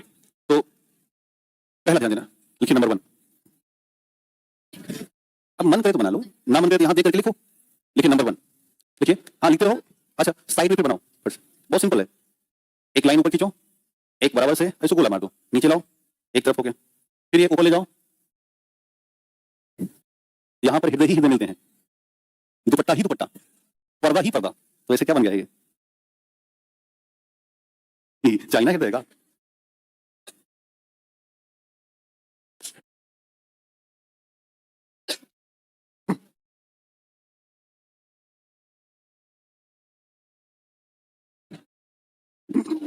ये कोई टॉनिक बैच आया है 99 का, फ्री का है। अच्छा, सब फ्री का रहता है। हाँ, बाही वालों का पैसा होगा। नौकरी लेके आओ। नहीं, इसके इसके रिजल्ट दिख रहे हैं। अब आपको सुन करके बहुत सुख महसूस होगा, खुशी मिलेगी कि 5401 रिजल्ट आया है बीपीएससी में, और 5401 सिलेक्शन अपने यहां से हुआ है अभी। अब आप इससे आंकड़ा लगा लीजिए, यानी कि मेंस में टोटल कितना, 5401 लोग सफल हुए हैं। अब केजीएस से कितने लोग सफल हुए हैं। होता क्या है कि जो हमारे विरोधी लोग भी होते हैं वो भी खरीद लेते हैं, कारण लाओ देखिए क्या पढ़ा है, कुछ बड़ी बात ही मिल जाती है। लाओ, जैसे साइंस टेक में जब पढ़ा देता हूं मेंस के लिए, तो पटना में साइंस टेक पढ़ाना शुरू करते हैं, कारण कि वो ये देखते हैं कि ये जो पढ़ाएंगे उसी को हम बदल सदल के मार देंगे। मैंने जब जांच किया पता किया कि साइंस टेक स्टार्ट ही नहीं होता तब तक, कारण कि वो टेक्निकल विषय है। वो जैसे निबंध अभी तक किसी कोचिंग ने मेंस का स्टार्ट नहीं किया, कारण अपने अभी पढ़ाया नहीं गया। 15 तारीख को जब धर्मेंद्र सर दिल्ली से आएंगे पढ़ाने, और जब वो 10 दिन पढ़ा चुके होंगे तो सवाल निबंध का स्टार्ट करिए। रीजन है, रीजन ये है कि पुराने तो लोग पढ़ा, जो नया बनाना होता है क्या बेटा ना, ये साइंस टेक की कोई किताब मार्केट में नहीं है। सब कुछ आज चेंज हुआ है, अपडेट। अगर ब्लू बर्ड का ऑपरेशन उन्होंने किया है, ऑपरेशन सिंदूर नामक सिलेबस कहीं है ही नहीं भाई। ऑपरेशन सिंदूर भी हुआ, किसी किताब ने नहीं कवर किया, उसको कवर करने वाले हम हैं। तो जब तक हम उसे कवर करके मेंस के हिसाब से ढाल नहीं लेंगे तब तक मार्केट में आएगा नहीं। जब मार्केट में आएगा तो लोग कॉपी मार लेते हैं। तो ये है केजीएस की पावर, जिसका रिजल्ट ये है कि हम रिजल्ट दे रहे हैं। यही कहानी हम दरोगा में भी कर देंगे, बस थोड़ा सा वेट करिए, है ना। जो जो दरोगा वाले कुछ लोग हैं उनको मैं समझा रहा हूँ कि ये कहो कि हमारा ध्यान किधर है ज्यादा, बीपीएससी में। अगर हम अपनी असली पे आ गए ना तो फिर दिक्कत में आ जाएंगे पटना वाले। समझ गए? तो ठीक है, सब बढ़िया है, बस रिजल्ट पे फोकस करते हैं। खूब सारा अच्छे से, बस आपके ऊपर ही लाज है। इतनी बड़ी बात मैं तब कर पा रहा हूँ ना जब इन्होंने ऐसा किया हुआ है। अब इस समय हम लोगों को टीचरों को इतनी प्रेशर है कि बच्चे, जैसे अब आप ही हो, मान लो फोन कर दिया मैं, जैसे मेंस हो जाता है तो अपना नंबर उनको दे देते हैं कि आप अधिकारी बन गए तो आपसे मेरा काम लग सकता है। तो ऐसा नहीं है, संस्थान कहता है, कारण कि फिर उनको हमें टैकल करना होता है, पर्सनल गाइडेंस की, ये इस स्तर की बातें करो, यहाँ पे काम करो। तो अभी फोन ही आता है, जैसे आपने फोन किया सर मेरा इंटरव्यू 21 तारीख को है, पहला ही दिन, और हमें खान सर की तरफ से, जो कोचिंग की तरफ से जो मॉक मिला है वो मिला है 15 तारीख को, तो थोड़ा पहले करवा दीजिए। ये हमारा एक हुआ है, 2 करवा दीजिए, कारण कि अपने पास इस समय जितने भी पिछले 5 साल के रिटायर्ड मेंबर थे वो सब केजीएस में है। और अभी इस समय मेरे पास 18 मेंबर हैं, एक्स मेंबर, जिन्होंने, अब एक दिन बता रहा था ना, वो बच्चा जाता है गया 68 नंबर का, कह रहा सर आपने मुझे फेल कर दिया था। अपने यहाँ बैठे हैं वो सर और वो इंटरव्यू ले रहे हैं, उसी बच्चे को उन्होंने नंबर कम दिया था, तो जाके शिकायत कर, सर आप ही थे, अगर आप खाली इतना दे दिए थे 5 नंबर, तो मेरा 3 नंबर से रुका हुआ है, जबकि नंबर आपने सर कम दिया था। तो ठीक है, उसमें वो बोर्ड मेंबर थे, बात अलग थी। तो ये भी लोगों को बहुत चुभ रहा है कि सारे मेंबर इन्हीं के यहाँ क्यों, इसलिए क्योंकि हमने बुलाया है भाई, आप नहीं बुलाए। इससे पहले क्या होता था बेटा ना, जैसे मेंबर रिटायर्ड हुए, तो जैसे यूपीसी का नियम है कि यूपीसी अगर मेंबर रिटायर हो जाता है तो 2 साल कुछ नहीं कर सकता। ये सब संवैधानिक पद होते हैं ना, पढ़ा होगा आपने राज्य व्यवस्था में कि ये सब संविधान के आधार पे होते हैं। तो बट बीपीएससी के मेंबर ऐसे नहीं, वो बन सकते हैं कहीं भी अपने हिसाब से काम कर सकते हैं। तो ये नियम ये था कि बीपीएससी के मेंबर को बुलाते नहीं था, वो बेचारे रिटायर होते थे, अपने गाँव चले जाते थे। हमने उन्हें सम्मान दिया कि आप हमारे यहाँ, ये जब सम्मान पाए तो वो हमारे यहाँ बढ़िया से वो सारी सुविधाएं दे रहे हैं। अब छात्रों का भरोसा जग रहा है, तो अगले को दिक्कत है लोगों को कारण कि भाई ऐसे सोचो ना, अगर आप अभ्यर्थी हो इंटरव्यू वाले, और हमारे पास 2 ऑप्शन है, एक ऑप्शन में पिछले साल के भूतपूर्व मेंबर बैठे हैं, और एक ऑप्शन में ऑर्डिनरी व्यक्ति बैठा हुआ, कहाँ जाओगे? यही जाओगे ना, क्योंकि एक बार उनके सामने यार लाओ चले जाते हैं, क्योंकि ये पिछले साल यही बैठे थे, लाओ देखते हैं कैसा होता है, एक्सप्रेशन क्या होता है। यही बड़ा रीजन है 5401 अपॉन 5401। तो यही कहानी है। हमने अपनी मेंस के छात्रों को इतनी आंसर राइटिंग करा रखी है कि ऑन द स्पॉट क्वेश्चन देते हैं, और तत्काल वो 10 मिनट 15 मिनट के अंदर इतनी स्पीड लिख रहे हैं कि 12 से 16 मिनट में वो 400 शब्द उतार देते हैं बिना किसी सहायता के। इतना तेज लिखना शुरू कर दिए तो उसका ही रिजल्ट आएगा ना, अगले साल हम लेकर के आएंगे। तो वैसे ही आप मेहनत करो, बहुत इजी एग्जाम है दरोगा, बहुत टफ नहीं है, बशर्ते आप जितना रिवीजन कर सको बारंबार, मल्टीपल टाइम। थोड़ा सो, अभी उतना मत सो, जैसे 8 घंटा सोए हो 6 घंटा 5 कर लो। खाना के लिए अगर 2 टाइम खाना बना रहे हो, 1 टाइम कर लो, थोड़ा ज्यादा बना लो, है ना, या 1 टाइम थोड़ा किसी और चीज से काम चलो, 10 दिन में मर नहीं जाओगे भाई। 15 दिन नहीं खाएंगे तो अच्छे से दाल रोटी चावल सब्जी सलाद अचार, तो जीवन ही बर्बाद हो जाएगा। लेकिन अभी अगर इतना काम कर लिया गया, शक्ति ला सकते हो, है ना। हम अध्यापक लोग बहुत नहीं सोते हैं, कारण कि हमें मैटर बनाना होता है, रिसर्च करना होता है। हम लोग 2 बजे सोते हैं, सुबह 6 बजे उठते हैं। जब हम लोग इतना काम कर सकते हैं तो आपको सोने का अधिकार 2 बजे से पहले है ही नहीं किसी कीमत पर। तो यही करिए, अभी 10 दिन है, 10 दिन गुणे अगर आप 12 घंटा कर लो, जो कि आप कर रहे हो, यहाँ क्लास में बैठ रहे हो प्लस घर पे जा रहे हो, तो 10 दिन गुणे 12 घंटे को तो 120 घंटे होते हैं, और 120 घंटे में कुछ भी करने की क्षमता हासिल हो सकती है। ये है मेन टाइम। तो ऐसे करिए भैया, जो लोग ऑनलाइन सुन रहे हो आप भी इस स्तर पर करिए। बेटा ना, आपकी समस्या है। अब जैसे ये सवाल कह रहा है कि मैंने विजेता पढ़ा था, इससे पहले कोई बैच नहीं पढ़ा था, मेरा 56 नंबर आया था, इस बार लेकिन मैं निकाल ले जाऊंगा। तो अब केवल विजेता पढ़ के पूरा नहीं हो सकता ना। तो अब हाँ हाँ, विजेता एक सपोर्टर है, आपको फाउंडेशन करना ही पड़ेगा, है ना। अब बेटा ना जो 72 है उसे 92 करना पड़ेगा। कितने का अंतर है? 20 का। लेकिन ये जो 20 का अंतर है ये बहुत खतरनाक अंतर है। 72, 75, 76 तो खूब घूम रहे हैं मार्केट में, लेकिन हमें उसको 92 ले जाना है। जैसे आप वाले में 62, 65 कितना था? 65 से 70। तो आप मानना कि आपके यहाँ 50 वाले बहुत मिलेंगे, 50, 52, 55, लेकिन 55 को आप 75 कर दो, ये जो 20 का आंकड़ा है ना यही रुला देता है। ये एक एक नंबर सही करना पड़ेगा आपको, इसलिए मार्जिन लेके चला जाता है कि आप अपना जो टारगेट बनाओ वो 85 का बनाओ, कि करते कटाते हम आए तो 82 पर 80 पर रुक जाए। इतना भी अगर हालत खराब हो 80, 82, 78, 79, कई बार उससे व्यक्ति से पूछे बच्चा है वो इस बार जितना कटा पाया उतना ही नंबर पाया, अगर माइक्रो भी कम होता तो उसकी जान निकल जाती। एकदम खुश है, कह रहा सर हाँ बच गए। तो मेंस में चला गया, अब मेंस में और मेहनत करेंगे। तो यही कहानी है कि खूब जिद करिए अभी समय, और सिलेक्शन ला सकते हो। ये सब परीक्षाएं पता है जीवन बनाने की परीक्षाएं हैं। अब एक ये बीपीएससी अधिकारी अगर एसडीएम बन गया ना, ये पीढ़ी, अगली आने वाली पीढ़ी और जो पिछली चल रही है, ये तीनों पीढ़ियां एकदम चेंज हो जाती हैं। नया कपड़ा, चेहरे पर वो एकदम निखार, फिर लवली अपने आप लग जाएगा बिना मेहनत के। रीजन बेटा ना पैसा, सारा खेल पैसे का है। ये जो कोट आता है ये कम से कम 10,000 रुपए का आता है, कम से कम। मैं मतलब एक आंकड़ा बता रहा हूँ, लेकिन आप सोचो कि अभी बच्चा मुझसे मिलने आया, उसके पास इंटरव्यू के कोट खरीदने का पैसा नहीं है, क्योंकि पूछा सर कितने का मिला, इसको पहनना पड़ेगा आपको इंटरव्यू में। तो उन्होंने कहा यार भाई बहुत बहुत कम करेंगे तो 7-8 हज़ार बनेगा। तो बताया कि सर 6 है, तो कुछ आप लोग ठीक है 6 आप तो बाकी हम लगा दे रहे हैं। लेकिन तब जब हम देखेंगे कैंडिडेट वाकई में सही है, फर्जी नहीं, तो उस हालात से निकल के कहाँ आना है? वो जहाँ जाओ, अच्छा ये वाला ब्रांड है ठीक है, 2 इसमें से पैक कर दो, यहाँ आना है। समझिए ना, एक कहावत है ना कि शादी उसी दौर में करना कि जब पत्नी को फर्स्ट एसी में घुमा सको, ऐसी नौबत ना आए कि जनरल में लेके जाना पड़े। और आपको भी मेरी सलाह है कि आप भी अपने पाले को, वो चाहे ससुराल पक्ष हो या घर का पक्ष हो, इतनी शक्ति का विकास करिए कि फर्स्ट या सेकंड एसी से नीचे आना नहीं है। इसलिए तो बैठे हो, तो ये है 10 दिन है, शक्तियां लगा दो जितनी लगानी है। आइए लौट के चलते हैं। फिर तो बन गया बना। लिखिएगा नंबर 1, लिखिएगा नंबर 1, लिखिए हृदय में कुल 4 कक्ष पाए जाते हैं। लिखिएगा हृदय में कुल 4 कक्ष पाए जाते हैं। हृदय में कुल 4 कक्ष पाए जाते हैं। हृदय में कुल 4 कक्ष, कक्ष मतलब चैम्बर, है ना। लिखिएगा ये ऊपर 1 2 जो है ये अलिंद है, नीचे 3 4 है, 1 2 3 और 4। लिखिए नंबर 1, ऊपरी 2 कक्ष, ऊपरी 2 कक्ष अलिंद, एट्रिया बोलते हैं, अलिंद या एट्रिया। और नंबर 2, निचला 2 कक्ष निलय या वेंट्रिकल, निचला 2 कक्ष निलय या वेंट्रिकल, निचला 2 कक्ष निलय या वेंट्रिकल, निलय या वेंट्रिकल। तो समझ में आया? ये दोनों हो गया अलिंद और ये हो गया निलय और निलय। पॉइंट नंबर 2 लिखिएगा, हृदय में कुल 4 वाल्व पाए जाते हैं। हृदय में कुल 4 वाल्व पाए जाते हैं। हृदय में कुल 4 वाल्व पाए जाते हैं। हृदय में कुल 4 वाल्व पाए जाते हैं। यहां ध्यान देना, एक ये वाल्व है, देखो ये हृदय का दाहिना भाग है और हृदय का बायां। तो यहां पर ये दाहिना अलिंद, लिखिए नंबर 1, त्रिवलनी कपाट। पहला वाल्व है त्रिवलनी कपाट, इसको बोलते हैं tricuspid valve. Tricuspid valve, त्रिवलनी कपाट, पहला वाल्व है त्रिवलनी कपाट। और इसी को बोलते हैं दाहिना अलिंद निलय वाल्व। क्या बोलेंगे? दाहिना हिस्सा है। तो एक और नाम लिखिए ब्रैकेट में, दाहिना अलिंद और निलय वाल्व। दाहिना अलिंद और निलय वाल्व, एक और नाम लिखिएगा, दाहिना अलिंद और निलय वाल्व। दूसरा बेटा यहां बाईं तरफ आओगे तो द्विवलनी कपाट मिलेगा। तो नंबर 2 लिखिएगा, नंबर 2 लिखिएगा, द्विवलनी कपाट। द्विवलनी कपाट इसे कहते हैं बायां अलिंद निलय वाल्व।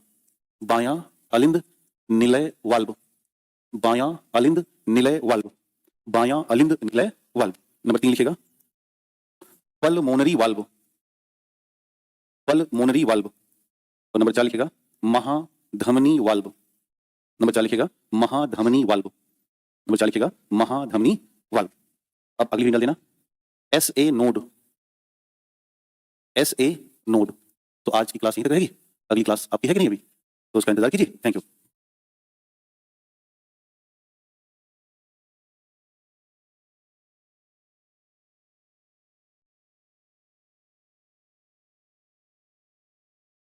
तो कैसे आप लोग, बढ़िया हैं? तो बैठो भाई। कल हम लोगों ने हृदय के बारे में पढ़ना शुरू किया था और हमने क्लास को एसए नोड पर ला करके रोका हुआ था, है ना। तो आज जो बचा हुआ पाठ है हृदय का उसको देखेंगे और एक नया चैप्टर का नाम है मानव का पाचन तंत्र, उसमें हम प्रवेश करेंगे, है ना। तो रख लो, जल्दी रखो और शांत हो जाओ। आप भैया स्पेशल हो क्या? आप स्पेशल हो? नाटक क्या करते हो? हाँ, मतलब अध्यापक नहीं बोल रहा है, पीछे देखता हूँ 2-3 दिन से एक भाई साहब बालकनी में अटके रहते हैं। क्लास की रिदम में बैठो जैसे हर कोई बैठा है, नहीं तो आगे आके बैठ जाओ, दिक्कत हो तो। 2-4 होते हैं, हाथ में किताब लेके आएंगे, हैंडम बनेंगे, है ना। हाँ, इससे ना, हाँ हाँ लाइट ठीक है। तो बैठो बैठो, जल्दी बैठो। हमेशा एक बात याद रखना पूरे जीवन भर, जब भी सीखने जाओ नम्र होकर के जाना, वो चाहे विद्या की बात हो या किसी भी विषय वस्तु की सीखने की बात हो। जब आपके अंदर ये भाव आ गया कि आया तो हूं लेकिन क्या ही बताएंगे, या मैं लाओ हेड बन जाता हूं, तो फिर सीखने की व्यवस्था मिलेगी नहीं। 12-13 साल हो गए मुझे पढ़ाते हुए, जितने भी लोग क्लास में ऐसे मिले हमें, हैंडम बनना, थोड़ा छोटा मोटा नेतागिरी करना, अनायास का फर्जी के सवाल उठाना, अंत में उनका सिलेक्शन ना हुआ। सिलेक्शन पता किसका होता है? जैसे आप नहीं पता, मैं जानता हूँ किसका सिलेक्शन होगा, जो चुपचाप आएगा, अपना काम करेगा, बगल वाला भी उसकी हालात को ना समझ पा रहा हो, यार ये तेज है कि धीम है कि नहीं है। क्योंकि कोई भी अध्यापक, इंक्लूडिंग कोई भी, जब ये क्लास में खड़ा है तो अंतिम उद्देश्य ये है कि वो अधिक से अधिक बताना चाहेगा। वो चाहे जिसको आप नामी अध्यापक मानते हो वो भी, जिसको नहीं मानते वो भी, क्योंकि मंच ऐसा है कि वो मेहनत करेगा ना। दूसरा, नहीं समझ में आ रहा है तो बहुत विनम्रता से बोलना है कि भाई हमें कम समझ में है, इसको दोबारा बता, नहीं आ रहा है तो उसका एक तरीका है। आजकल तो बहुत कुछ ईजी है, एआई हमारे साथ है, मोबाइल फोन का इस्तेमाल करिए, जो चीजें कम समझ, देखो बेटा ज्ञान की कोई कमी नहीं है, ज्ञान इतना तैर रहा है मार्केट में, किताबें, एआई है ना, बट है क्या ना कि ये एक रिदम है। जैसे यहाँ पे लोग बैठे हैं, हम आपको पढ़ा रहे हैं, जो मैं अभी पढ़ाऊंगा बेटा, ये इतना इजी एसएस है, एनसीईआरटी में ही लिखा है, मोबाइल में ही लिखा है, हार्ट का कतरा कतरा किताबों में लिख डाला है सब कुछ, बट हम लोग इकट्ठा क्यों हैं? लाइव देखने के लिए इकट्ठा हुए, यहीं पढ़ा जाए, यहीं इसको सीखा जाए, है ना। तो बस ये ध्यान रखो। तो मेरी बात पूरा मत मानना भैया, कहाँ गए फैंटम वाले भैया? गए निकल गए क्या? अच्छा बैठे हो, ठीक हो ना? हाँ तो नहीं, सिलेक्शन होगा उनका ओहो,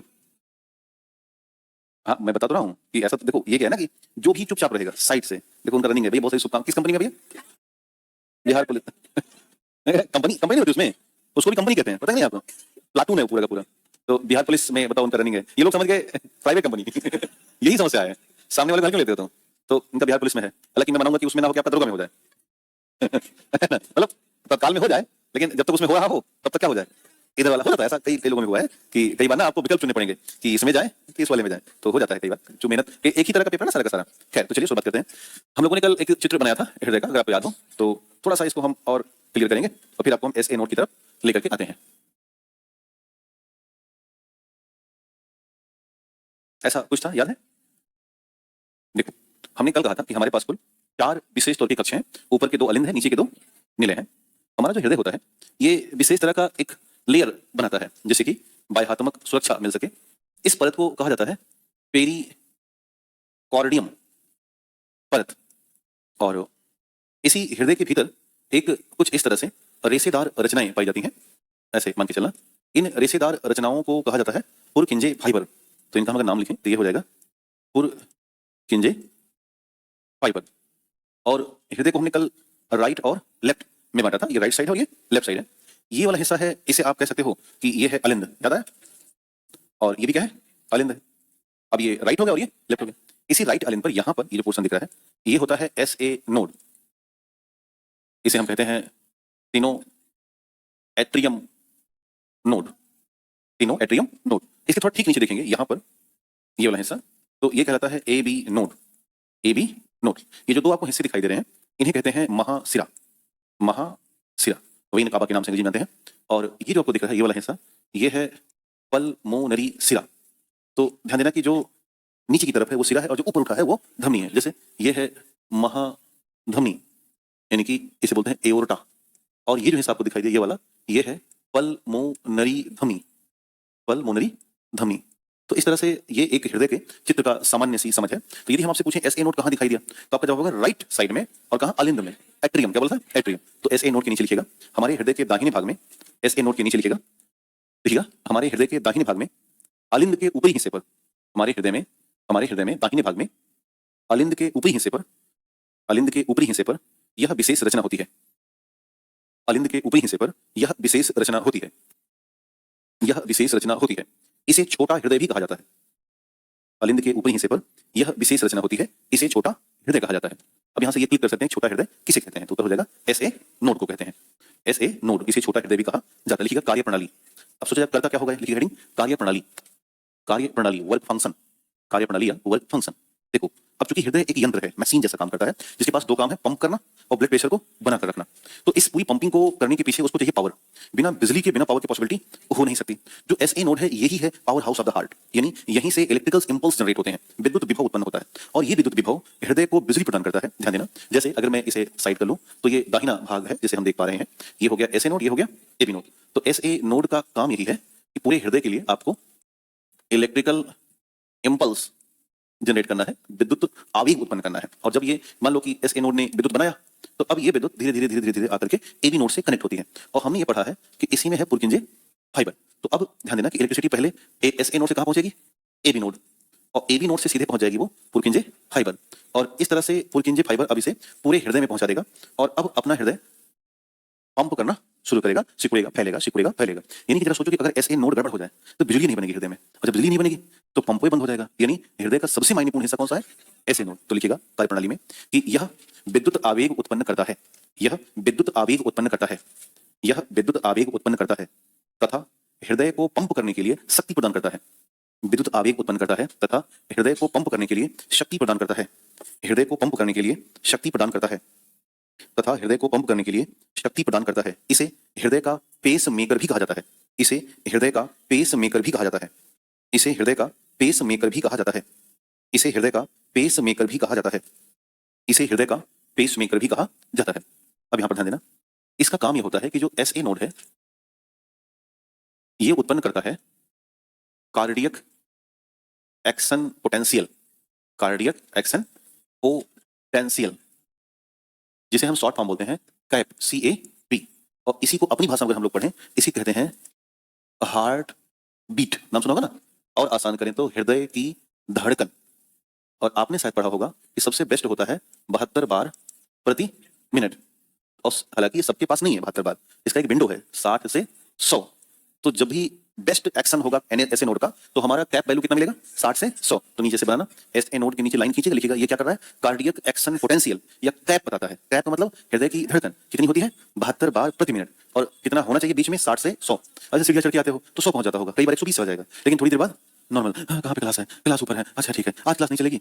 अरे तो पहले से बता देते। कई बार ऐसा होता है, जैसे एक हमारे यहाँ क्लास है एकदम वहाँ आसमान में, हम लोग बहुत डरते हैं उसके लिए, है ना? जैसे यहाँ क्लास लगनी है तो पहले पूछ लेते हैं किसमें लगेगी, तो मान लो कहते हैं नीचे सबसे, तो नीचे लगा दो, किसमें लगी? कोई एक नंबर है शायद, हालो एक नंबर है यार भाई यार लिफ्ट लगवा लो।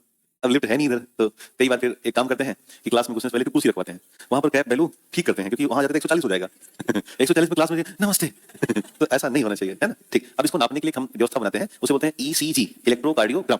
तो नीचे नोट डाल देना, लिखिएगा कैप की मात्रा मापने के लिए, मात्रा मापने के लिए ECG, इलेक्ट्रो कार्डियोग्राम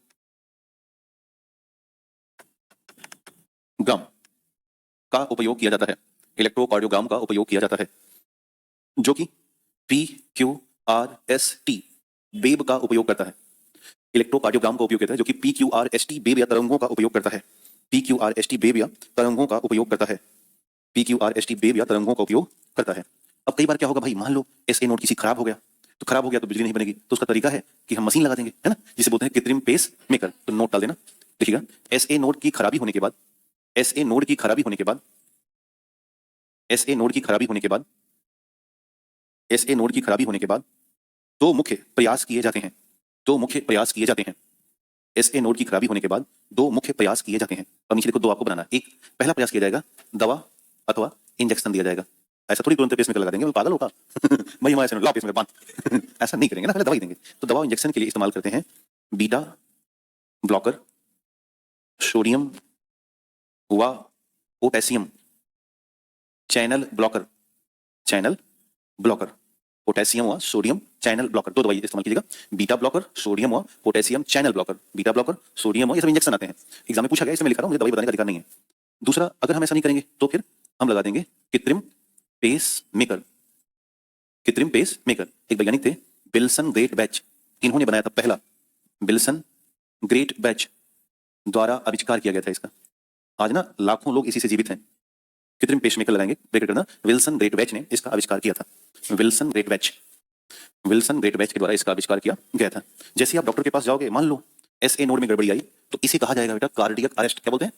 हाँ, देखो एक बीमारी होती है हार्ट अटैक, है ना? तो हार्ट अटैक का मतलब है कि घर के नाली में कुछ फंस गया है, प्लम्बर को बुलाओ। अटैक का मतलब है कि जो ब्लड फ्लो हो रहा है उसमें बाधा आ गई, ब्लड फ्लो नहीं हो पा रहा है, वो है हार्ट अटैक। दूसरा, अगर मान लो किचन में लाइट भी नहीं जा रही है, तो किसको बुलाओ? इलेक्ट्रीशियन को बुलाओ। कार्डियक अरेस्ट इलेक्ट्रीशियन वाली समस्या है, बिजली गड़बड़ हो रही है, समझ में? और हार्ट अटैक प्लम्बर की समस्या है। हालांकि दोनों के डॉक्टर एक ही हैं, इनको हम कहते हैं हृदय रोग विशेषज्ञ, है ना, कार्डियोलॉजी डिपार्टमेंट होता है। तो जब भी SA नोड की बीमारी होगी, समस्या होगी, तो बीमारी का नाम क्या होगा? Cardiac arrest. तो नोट डाल देना, देखिए SA नोड में उत्पन्न समस्या को कार्डियक अरेस्ट कहा जाता है। SA नोड में उत्पन्न समस्या को कार्डियक अरेस्ट कहा जाता है। SA नोड में उत्पन्न समस्या को कार्डियक अरेस्ट कहा जाता है। SA नोड में उत्पन्न समस्या को कार्डियक अरेस्ट कहा जाता है, अर्थात यह एक इलेक्ट्रिकल समस्या है। क्या समस्या? इलेक्ट्रिकल, अर्थात यह एक इलेक्ट्रिकल समस्या है। यह एक इलेक्ट्रिकल समस्या है। जबकि हृदय नलिकाओं में बाधा होने पर, जबकि हृदय नलिकाओं में बाधा होने पर, जबकि हृदय नलिकाओं में बाधा होने पर खून की रुकावट हो जाना, ब्लड की रुकावट हो जाना, जबकि हृदय नलिकाओं में बाधा होने पर ब्लड की रुकावट हो जाना हार्ट अटैक है। ब्लड की रुकावट हो जाना हार्ट अटैक है। ब्लड की रुकावट हो जाना हार्ट अटैक है। अर्थात यह एक प्लम्बिंग समस्या है। प्लम्बर जानते हो, प्लम्बर बोलते हैं सही में, हम लोग अपने गांव में प्लम्बर कहते हैं। तो अर्थात यह एक प्लम्बिंग बेटा ना, वो आते हैं जो नल वल फिट करते हैं, उनको प्लम्बर। अब तो बहुत लोगों के गांव में भी इस्तेमाल होने लगे हैं। पहले गांव में प्लम्बर नहीं थे, हम खुद ही प्लम्बर हुआ करते थे कि गांव में ज्यादा उतना यंत्र का आवश्यकता नहीं था। बट मैं देख रहा हूँ गांव में लोगों ने नल लगा लिया, टंकी गांव में लग गई, ऊपर छत पे टंकी दिखती है गांव में। सब घर में नहीं दिखती, लेकिन जिन्होंने पक्के घर बना लिए, नहीं सब में नहीं, मजाक करते हो, इतने विकसित हम नहीं हो गए हैं। हमारे गांव सबके पास तो नहीं है, है? हाँ। तो अभी कस्बों में होगा तो प्लम्बिंग बहुत, जैसे गांव में ना ये कुछ नए रोजगार आ गए हैं, प्लम्बिंग के, इलेक्ट्रीशियन के, है ना, अब आराम से रोजगार हो सकता है। खैर, तो समझ में आया, अरेस्ट का मतलब बिजली का प्रॉब्लम, और अटैक का मतलब पाइप खराब हो गई है, बढ़िया से ब्लड का फ्लो नहीं जा पा रहा। और ध्यान देना, जब हृदय में प्रॉब्लम आती है ना, तो सबसे शुरुआती दौर में जो जांच है वो यही है, ईसीजी, और प्लस में उससे भी शुरुआती है आला लगाओ, स्टेथोस्कोप। तो ध्यान देना कि अगर हम प्रारंभिक जांच कर रहे हैं हृदय की, तो सबसे इजी है कि आप हृदय का ईसीजी करवाओ, और प्लस में हृदय को स्टेथोस्कोप यानी कि आला, और प्लस में स्फिग्नोमैनोमीटर, इनका उपयोग करो। ये दोनों के दोनों मिलकर के बीपी नापेंगे, और ईसीजी मापेगा हृदय में विद्युत विभव। क्या मापेगा? हृदय में इलेक्ट्रिकल पोटेंशियल मापता है, और इन दोनों के आधार पर हम बता सकते हैं कि हृदय ठीक चल रहा है कि नहीं। और ये जो स्टेथोस्कोप है, अगर आप अकेले पूछोगे ये क्या करता है, तो ये आवाज बताता है हृदय की, है ना, कि अगर सामान्य हृदय बनाते हैं ना, इसको सामान्य हृदय है तो ये लब और डप की आवाज निकालेगा, और अगर समस्या है तो ये मरमर की आवाज निकालेगा, MURR। इसे बगल में बनाना बेटा। ईसीजी हृदय में विद्युत विभव बताएगा कि भाई हृदय ठीक चला है, बिजली ठीक दौड़ रही है। दूसरा स्टेथोस्कोप और स्फिग्नोमैनोमीटर बीपी बताएंगे। और अगर अकेले आला से सुनना चाहोगे तो वो आवाज क्लियर कर देगा, भाई आवाज ठीक जा रही है, तो लबडब है तो डॉक्टर कहेगा ठीक चल रहा है, कोई दिक्कत नहीं। और जहां मरमर की आवाज आई तुरंत बोलेगा भाई अभी के अभी एडमिट हो जाओ, है ना, नहीं तो प्रॉब्लम आ जाएगी। बन गया? हाँ। जब भी ध्यान देना, स्टेथोस्कोप और स्फिग्नोमैनोमीटर दोनों मिलकर बीपी नापते हैं। हालांकि अकेले आएगा कौन सा लगाना है? हाँ, स्फिग्नोमैनोमीटर।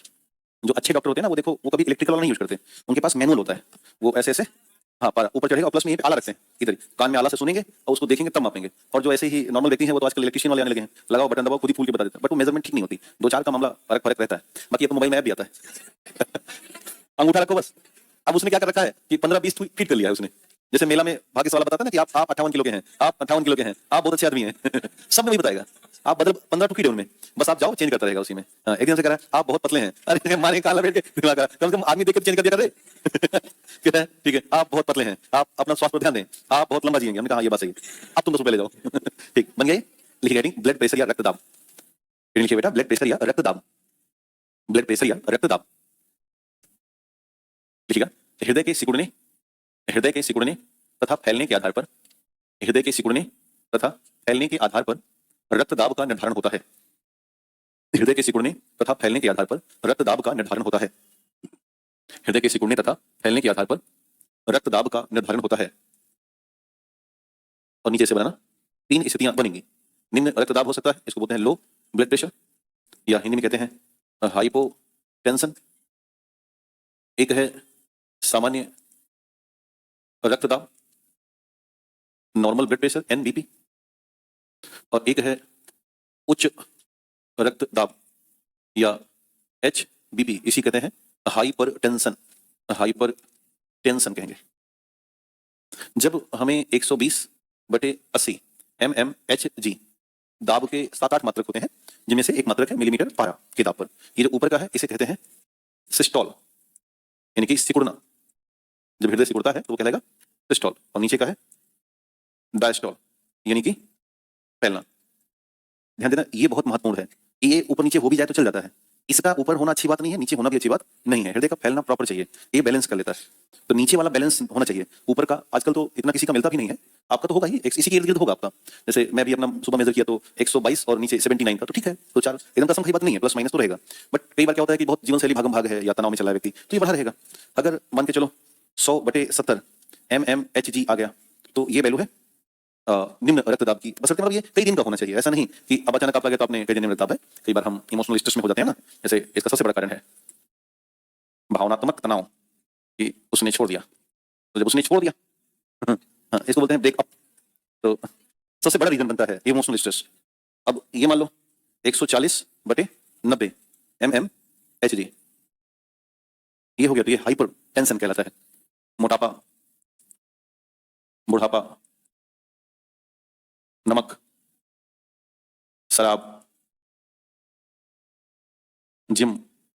जिम करते करते अटैक आ जा रहा है आजकल, तो इसलिए आ जा रहा है कि भाई हृदय है, उसको नरक काहे मचा रहे हो। इंसान के लिए जिम बना ही नहीं है, बट मूर्खता की हद नहीं हो सकती ना। जिम जाने से लाख गुना बेहतर है कि आप चुपचाप सो जाओ। कोई मतलब तो नहीं है। हमारी पत्नी मुझे कई बार पीछे लगी रहती है ना, कि आप जिम नहीं आ रहे, हम कहे नरक मत मचाओ, चुपचाप रहो, है ना। न, न, हाँ? हाँ, उनको लगता है कि जिम जाने से पेट थोड़ा कम हो जाएगा तो लड़का सा दिखेगा आदमी। हमने कहा मैं जैसा हूँ ऐसा ही हूँ, है ना। मुझे मेरे जीवन में रहने दो, हमारे बस का जिम खाना जाना नहीं है। जिम जाके हम इतनी मेहनत क्यों करेंगे, उतनी देर में हम एक उपन्यास नहीं पढ़ लेंगे। है ना, कोई मतलब का नहीं है।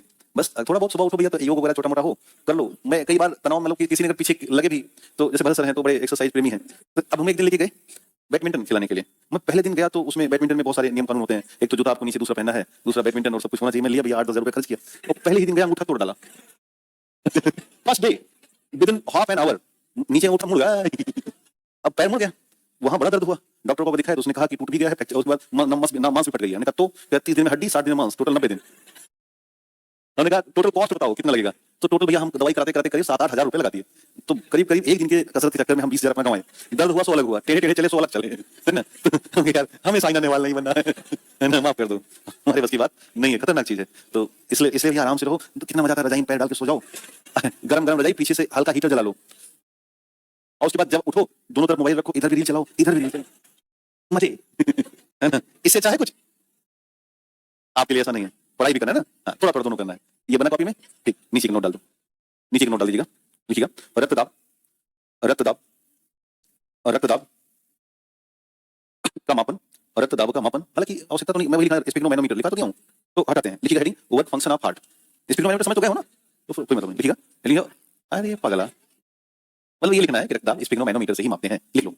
अब लिखिएगा हृदय की, हाँ छोड़ो, हृदय की कार्यप्रणाली छोड़ो, हृदय की कार्यप्रणाली। और यहां पर ध्यान देना, अपने पास दाहिना और बायां भाग है।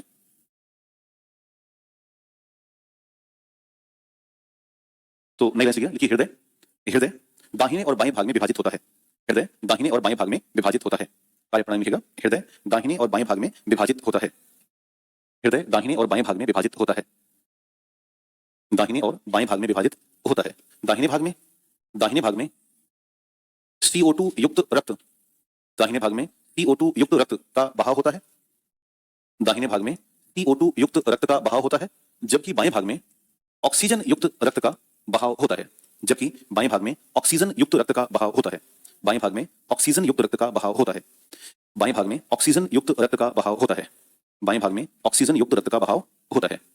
अब यहां पर ध्यान देना, चित्र में देखो, जब हमारे शरीर में रक्त CO2 प्लस वाला हो जाता है ये, तो यही रक्त सीधे महाशिरा में प्रवेश करता है। ये है क्या, महाशिरा। तो और महाशिरा से प्रवेश करता हुआ ये जाएगा अलिंद में, ये है दाहिना अलिंद, और अलिंद से होता हुआ ये पहुंचेगा त्रिवलनी कपाट, याद है कल मैंने बताया है, और यहां से पहुंच जाएगा निलय में। कहां पहुंचा, निलय। और फिर ये निलय से होता हुआ सीधा निकलेगा, ये है पल्मोनरी धमनी। अभी अपने चित्र बनाया था ना, यानी कि अभी देखो बाएं हिस्से से कोई मतलब नहीं है, दाहिने में इंटर हुआ और दाहिने से ही निकल गया। अर्थात यदि मैं इसको लिखना चाहूं तो ऐसे लिखा जा सकता है कि दाहिना भाग, और हम ये जान रहे हैं कि दाहिने भाग में कौन सा ब्लड है, CO2 प्लस ब्लड है, तो हम कह सकते हैं कि प्रवेश द्वार क्या है इसका, जवाब है महाशिरा।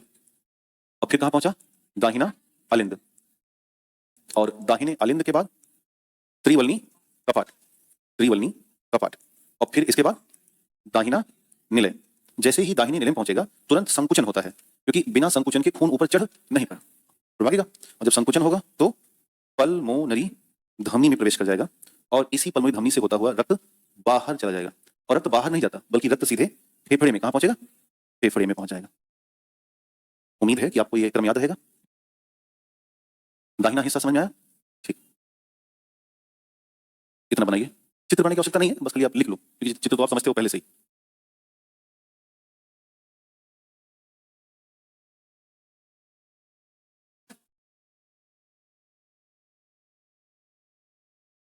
और जैसे ही फेफड़े में प्रवेश करेगा, फेफड़ा क्या करता है, CO2 को बाहर कर देता है, और रक्त को कैसा कर देगा, O2 प्लस ब्लड कर देगा।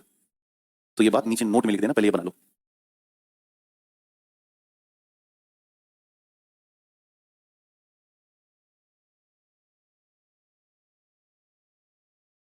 हम लोग नाक से CO2 बाहर निकाल रहे हैं ढेर सारा, तो फेफड़ा ही बाहर करवा रहा है उसको। बन गया? तो नीचे नोट लिखिएगा, लिखिएगा। हाँ, थोड़ा तेजी से बेटा।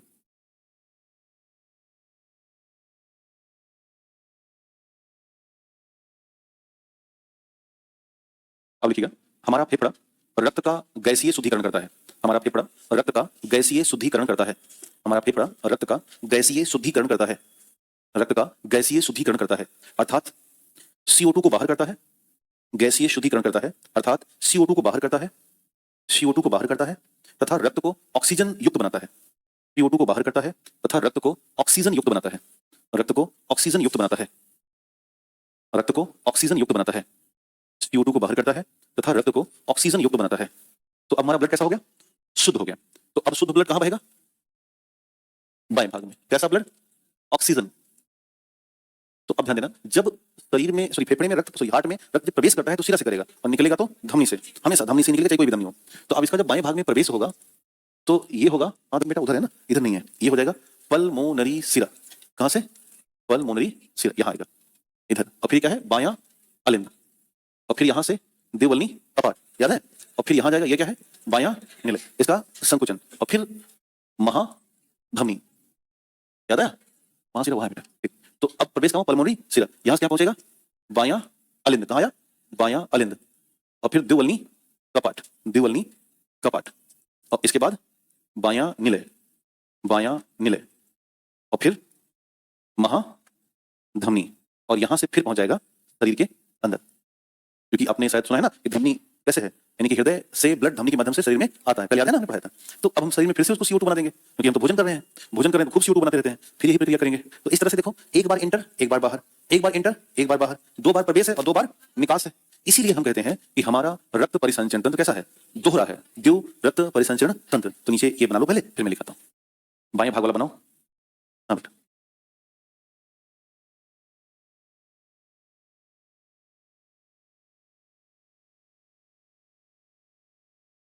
हो गया? लिखिए नीचे, देखिए हमारा रक्त परिसंचरण तंत्र दोहरा तंत्र है। हमारा रक्त परिसंचरण तंत्र दोहरा तंत्र है। हमारा रक्त परिसंचरण तंत्र दोहरा तंत्र है। हमारा रक्त परिसंचरण तंत्र दोहरा तंत्र है, क्योंकि हृदय में रक्त 2 बार प्रवेश करता है और 2 बार बाहर निकलता है। क्योंकि हृदय में रक्त 2 बार प्रवेश करता है और 2 बार बाहर निकलता है। 2 बार प्रवेश करता है और 2 बार बाहर निकलता है। नोट नंबर अगला लिखिएगा, लिखिएगा। प्रति बीट या प्रति धड़कन, नोट लिखिएगा, प्रति बीट या प्रति धड़कन, प्रति बीट या प्रति धड़कन कुल रक्त पंप की मात्रा, प्रति बीट या प्रति धड़कन कुल रक्त पंप की मात्रा 70 ml होती है। कुल रक्त पंप की मात्रा 70 ml होती है। कुल रक्त पंप की मात्रा 70 ml होती है। तथा टोटल या कुल, तथा टोटल, सॉरी देखो समझो, ऐसे हम 72 बार धड़का रहे हैं 1 मिनट में, कितनी बार? तो एक बार जब धड़केगा ऐसे तो 70 ml खून पंप कर देगा। अब 72 बार ऐसे धड़केगा तो हर बार 70 ml 70 ml 70 ml, तो टोटल अगर आप जोड़ोगे तो 5.5 लीटर खून है ना, सबको कर डालेगा। तो 1 मिनट में 5.5 से 6 लीटर और एक धड़कन में 70 ml। तो वही मैं बता रहा हूं कि हमारा हृदय प्रति धड़कन कुल रक्त की मात्रा कितना पंप करेगा? 70। तथा 1 मिनट में ऐसे करना, तथा 1 मिनट में कुल रक्त पंप की मात्रा, 1 मिनट में कुल रक्त पंप की मात्रा 5.5 से 6 लीटर, या 5 से 6 कर देना। कुल रक्त पंप की मात्रा 5 से 6 लीटर है। कुल रक्त पंप की मात्रा 5 से, 1 मिनट में कितना? 5 से 6 लीटर। तो सोचो 1 घंटे में कितना, कितना बेटा?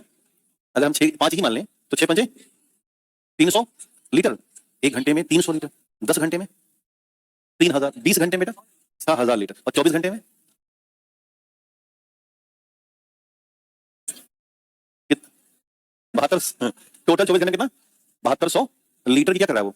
पम पम पम पम पम 7200 लीटर बेटा, पता है 1000 लीटर की टंकी होती है, समझे हो? ऐसी कितनी टंकियां? 7 टंकी, और 7 टंकी के साथ साथ करीब 5 बाल्टी पानी और, समझे हो? इतना काम कर रहा है बेचारा अकेले, और उसको हम लोग नाश्ता नहीं करवाते सुबह में। जैसे हार्ट अटैक का सबसे बड़ा रीजन पता है क्या है? मॉर्निंग का नाश्ता ना करना, उसकी सबसे बड़ी रिक्वायरमेंट है। क्योंकि हम लोग इंडियंस में ना भोजन पे बल देते हैं, खाना लाओ। जबकि आप यूरोप देखो या अदर कंट्रीज, वो मॉर्निंग का ब्रेकफास्ट बहुत ज्यादा करेंगे, और हमारे यहाँ नाश्ता में बिस्कुट खाते हैं, चाय पी रहे हैं, बिस्कुट खा रहे हैं। वो लोग एवोकाडो टोस्ट अच्छी क्वालिटी की चीजें खा रहे हैं। तो हृदय डिमांड करता है कि अच्छी चीज खिलाओ भाई, नहीं तो मैं एक दिन, सोचो ना, मैं आपको जो आंकड़ा दिखाया कितना चौंकाने वाला आंकड़ा है कि पर डे 7200 लीटर पूरा कमरा भर जाएगा ये पानी से। इतना लीटर खून वो अकेले कर रहा है ना।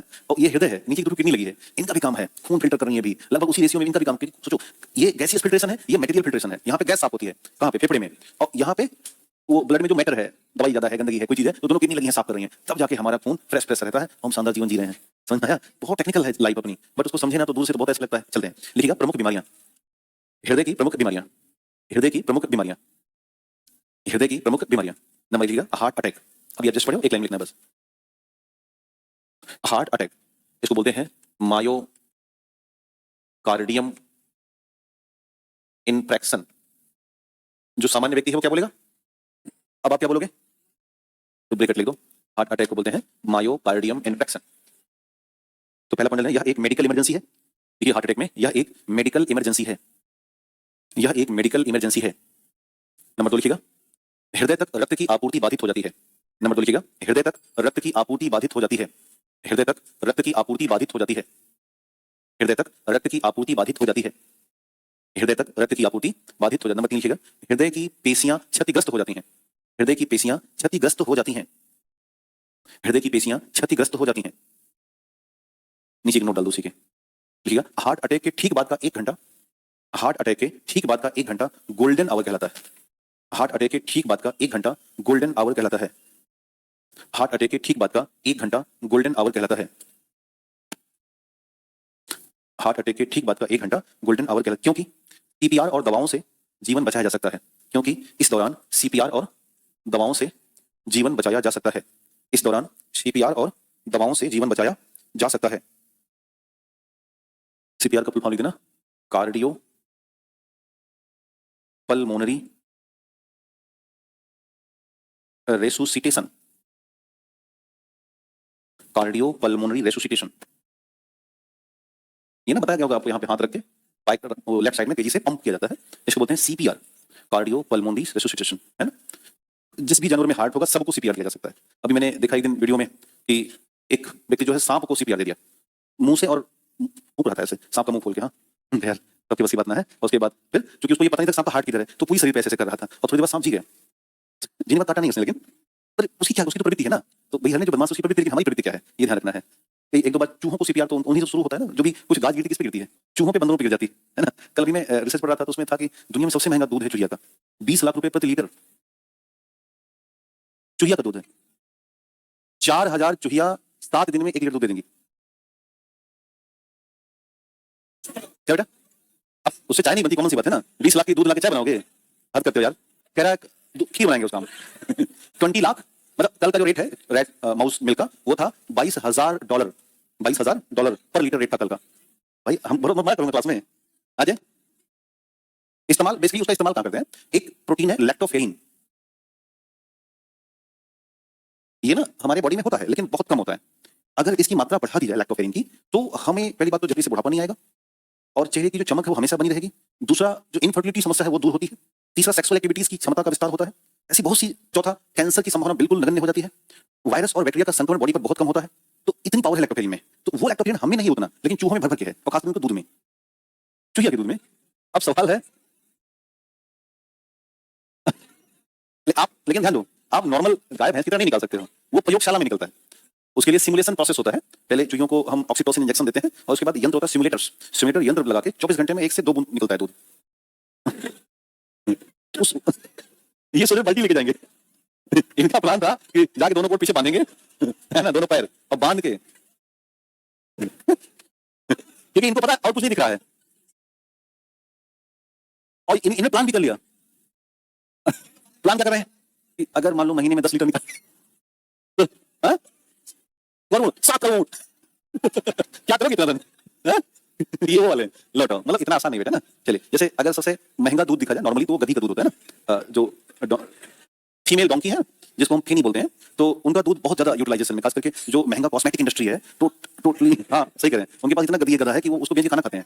चाइना को देता रहता है गधा। तो क्योंकि गधों में जो मेडिसिन पावर है वो बहुत ज्यादा होती है, तो पूरी की पूरी जो क्लासी ये है इंडस्ट्री है कॉस्मेटिक्स की, खास करके जो लग्जरियस कॉस्मेटिक्स आते हैं, जिन जैसे जो लिपस्टिक शुरू ही हुई 25,000 रुपए पर सेट। जैसे आजकल जो कॉस्मेटिक डिजाइन चल रही है वो चली ग्रेफीन बेस्ड। अब आज जाके सर्च करना ग्रेफीन लिपस्टिक आपको 25,000 से स्टार्ट ही होगी, लेकिन उसको लगाने से क्या मिलेगा? एक बार लगाओ पूरा सीजन क्रॉस कर जाओ। एक बार लगाना, महीना भर छूटेगा ही नहीं। जैसे नवंबर का महीना शादी होता है। टेक्नोलॉजी क्या है? टेक्नोलॉजी। चलिए हाँ बेटा, ठीक है बेटा, उसको बोलते हैं graphene based lipstick and graphene cream. चले, ये आग है, जल जाओगे, इधर ध्यान दो। आगे लौटते हैं। तो क्या लिखा आपने? हाँ, 1 घंटे को नंबर 2 लिखिएगा। दूसरी बार लिखिए हार्ट फेल, नंबर 2 लिखिएगा। दूसरी बार हाँ, शांत हो गया, जानकारी खत्म। हार्ट फेल, अब मैं क्या ही कहूँ, मेरे पास समय नहीं गुरु, है ना, मामले बहुत हैं। अरे भाई इधर ध्यान दो बेटा, ध्यान दो। जब तक मैं फंसा रहा हूँ तभी तक स्वीकार्य है, नहीं तो बहुत उल्टा निकालता हूँ, बात सही बता रहे हैं। और लड़कियों के सामने बाहर निकलना अच्छी बात नहीं है ना। बच्चियां बैठी बाहर निकालने, क्या मार्केट में क्या मुंह दिखाओगे? सीधी सी बात है ना, तो आम बात नहीं ना ये। इधर ध्यान दो, लिखिए हार्ट फेल, लिखिएगा हार्ट, लिखिए यह यह हृदय के पूरी तरह से खराब हो जाने की अवस्था है। यह हृदय के पूरी तरह से खराब हो जाने की अवस्था है। हृदय के पूरी तरह से खराब हो जाने की अवस्था है। इसमें अलिंद और निलय दोनों काम करना बंद कर देते हैं। इसमें अलिंद और निलय दोनों काम करना बंद कर देते हैं। इसमें अलिंद और निलय दोनों काम करना बंद कर देते हैं तथा अंगों तक ऑक्सीजन का सप्लाई क्या हो जाएगा? बंद हो जाता है। अलिंद और निलय दोनों काम करना बंद कर देते हैं तथा अंगों तक ऑक्सीजन की सप्लाई बंद हो जाती है। अंगों तक ऑक्सीजन की सप्लाई बंद हो जाती है। अंगों तक ऑक्सीजन की सप्लाई बंद हो जाती है और मृत्यु हो जाएगी, फिर कॉमन सी बात है। नंबर 3 रोग लिखिएगा, ब्लू बेबी सिंड्रोम। तीसरी बीमारी का नाम है ब्लू बेबी सिंड्रोम। और चित्र की तरफ थोड़ा सा ध्यान देना। देखो, जब बच्चा माँ के गर्भ में होता है या बच्चे का जब जन्म हो जाता है ना, तो जो अलिंद है, यानी कि जो दाहिना अलिंद है और जो बायां अलिंद है, इनके बीच में एक होल पाया जाता है जिसे हम बोलते हैं फोरमेन ओवल। Foramen Oval. अब ये जो फॉरमेन ओवल है आमतौर पे सब में होगा, बट जन्म से पहले ये फिल हो जाता है, जिससे कि राइट का अलग हो जाए फंक्शन और लेफ्ट का फंक्शन अलग हो जाए। पर कुछ बच्चों का फॉरमेन ओवल फिल नहीं हो पाता। अब क्या होगा? राइट और लेफ्ट दोनों मिक्स हो जाएंगे, तो O2 और CO2 ब्लड आपस में मिक्स। आपने शायद पढ़ा है कि जो हीमोग्लोबिन है वो CO2 से ज्यादा रिएक्शन करता है O2 की तुलना में। तो और नहीं, कार्बन मोनोऑक्साइड का इस्तेमाल हम बॉडी में कहाँ कर रहे हैं? हम कर रहे हैं CO2 और O2 का। तो ध्यान देना कि जो ब्लड हीमोग्लोबिन का रिएक्शन है O2 से सबसे कम है, बाकी से सबसे ज्यादा है। जितना खराब होगा उतना रिएक्शन करेगा वो। जैसे इंसान गलतियां जल्दी सीखता है ना, और अच्छी बात जो मैं सिखा रहा हूँ उसको सीखने टाइम लग जाएगा। अभी लेकिन चूहा वाली बात कभी ना बोलोगे, जब जो देखोगे ना तब तक कहोगे 20 लाख है ना, कहीं बुला के पूछ लो कि चूहा हो कि चूहिया हो, तो वो आपको इंटरेस्ट आ गया उसमें। इधर क्या है, थोड़ा कम इंटरेस्ट है। वैसे इसको हीमोग्लोबिन को मेन काम ऑक्सीजन से है, बट उससे रिएक्शन नहीं करती। और कार्बन मोनोऑक्साइड पाएगी 250 गुना तेज, कई बार समय लेके चलो साथ में। तो कार्बन मोनोऑक्साइड के साथ कार्बन डाइऑक्साइड के साथ यही है, जब बच्चों में O2 CO2 मिक्स होता है, O2 का लेवल नीचे जाएगा और CO2 ऊपर उठने लगता है।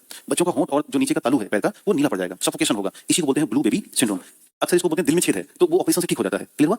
तो ये छोटा सा बना लो ऐसे, जो आमतौर पर दिल बनता है, इसको ऐसे 4 हिस्से में कर दो और यहाँ पर एक होल ऐसा दिखा दो और यहाँ पे लिख दो foramen Oval. Foramen Oval, foramen Oval लिखिएगा नीचे, ये बन गया हो तो लिखिएगा। गर्भ में पल रहे शिशुओं में दोनों अलिंद के बीच छिद्र पाया जाता है। गर्भ में पल रहे शिशुओं में, गर्भ में पल रहे शिशुओं में दोनों अलिंद के बीच छिद्र पाया जाता है। गर्भ में पल रहे शिशुओं में, गर्भ में पल रहे शिशुओं में दोनों अलिंद के बीच छिद्र पाया जाता है। दोनों अलिंद के बीच छिद्र पाया जाता है, जिसे फॉरमेन ओवल कहते हैं। जिसे फॉरमेन ओवल कहते हैं। जिसे फॉरमेन ओवल कहते हैं। जिसे फॉरमेन ओवल कहते हैं। जिसे फॉरमेन ओवल कहते हैं। जब यही छिद्र अपने आप से नहीं भरता, जब यही छिद्र अपने आप से नहीं भरता, जब यही छिद्र अपने आप से नहीं भरता, तो ब्लू बेबी सिंड्रोम हो जाता है। तो ब्लू बेबी सिंड्रोम हो जाता है। तो ब्लू बेबी सिंड्रोम हो जाता है।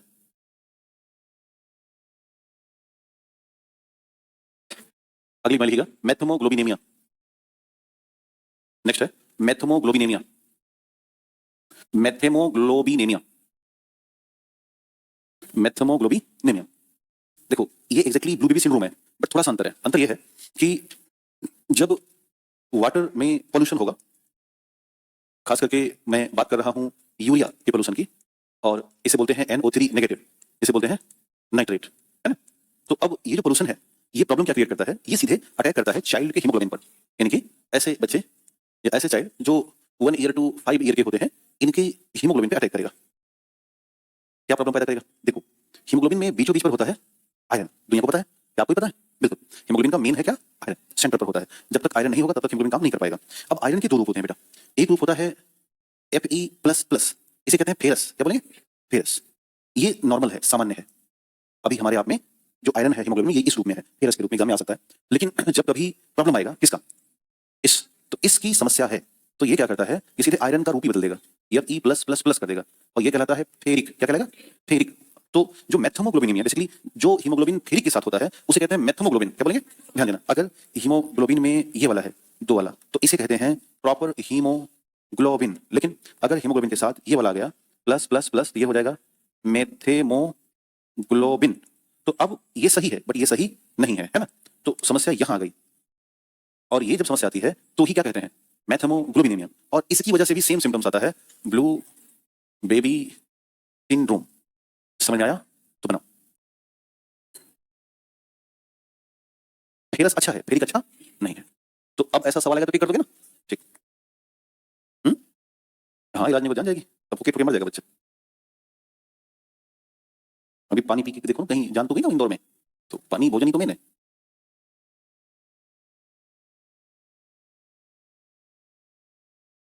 मैं इतनी चाय पी रहा हूँ, इसका भी प्रभाव मेरे शरीर पर होगा, इतना ध्यान देना। जबकि इसकी मात्रा बहुत मिनिमम है हमारी आपके लेवल के हिसाब से। हम आप गांव से बिलोंग करते हैं, गांव वाले ये सब ध्यान ना देते। उनको एक आलू खाएंगे, 2 आलू खाएंगे, 3 खाएंगे, चलेगा 5 खा लेंगे। बट अमीर ऐसा नहीं करता, वो 1 सेब 17 दिन में खाएगा, थोड़ा थोड़ा काट के खाएगा, क्योंकि उनको कैलोरी काउंट करना होता है ना। हमें कैलोरी काउंट नहीं है, क्यों? क्योंकि उसके ठीक बाद हम उठाएंगे कुदाल और फावड़ा, और उसके बाद 10 खेत का चारों कोना क्लियर कर देंगे, और उसके बाद मेड़ काट के आएंगे, उसके बाद लड़ाई करेंगे। तो हम बॉडी स्तर पे भी, मेंटल स्तर पे भी एक्टिव है ना। कौन है बे निकले साहब, गांव में अक्सर लड़ाई हो जाती है, हाँ, मेड़ कटने से, नापदान को लेकर के, है ना। तो ठीक है, बट प्यार भी है, वही प्यार भी है ना। क्या ये बन गया? ठीक, अब लिखिएगा हेडिंग। जी भाई।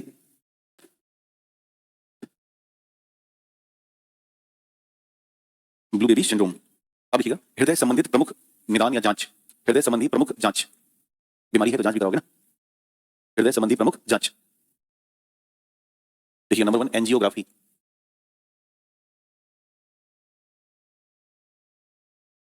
लिखिएगा पहली जांच है एंजियोग्राफी। एंजियोग्राफी लिखिएगा, यह एक्सरे आधारित चित्रण प्रणाली है। यह एक्सरे आधारित चित्रण प्रणाली है। यह एक्सरे आधारित चित्रण प्रणाली है जो ब्लॉकेज रक्त नलिकाओं का पता लगाती है। ब्लॉकेज रक्त नलिकाओं का पता लगाती है। ब्लॉकेज रक्त नलिकाओं का पता लगाती है। नीचे एक नोट डाल दीजिएगा। एक होता है कोरोनरी स्टंट,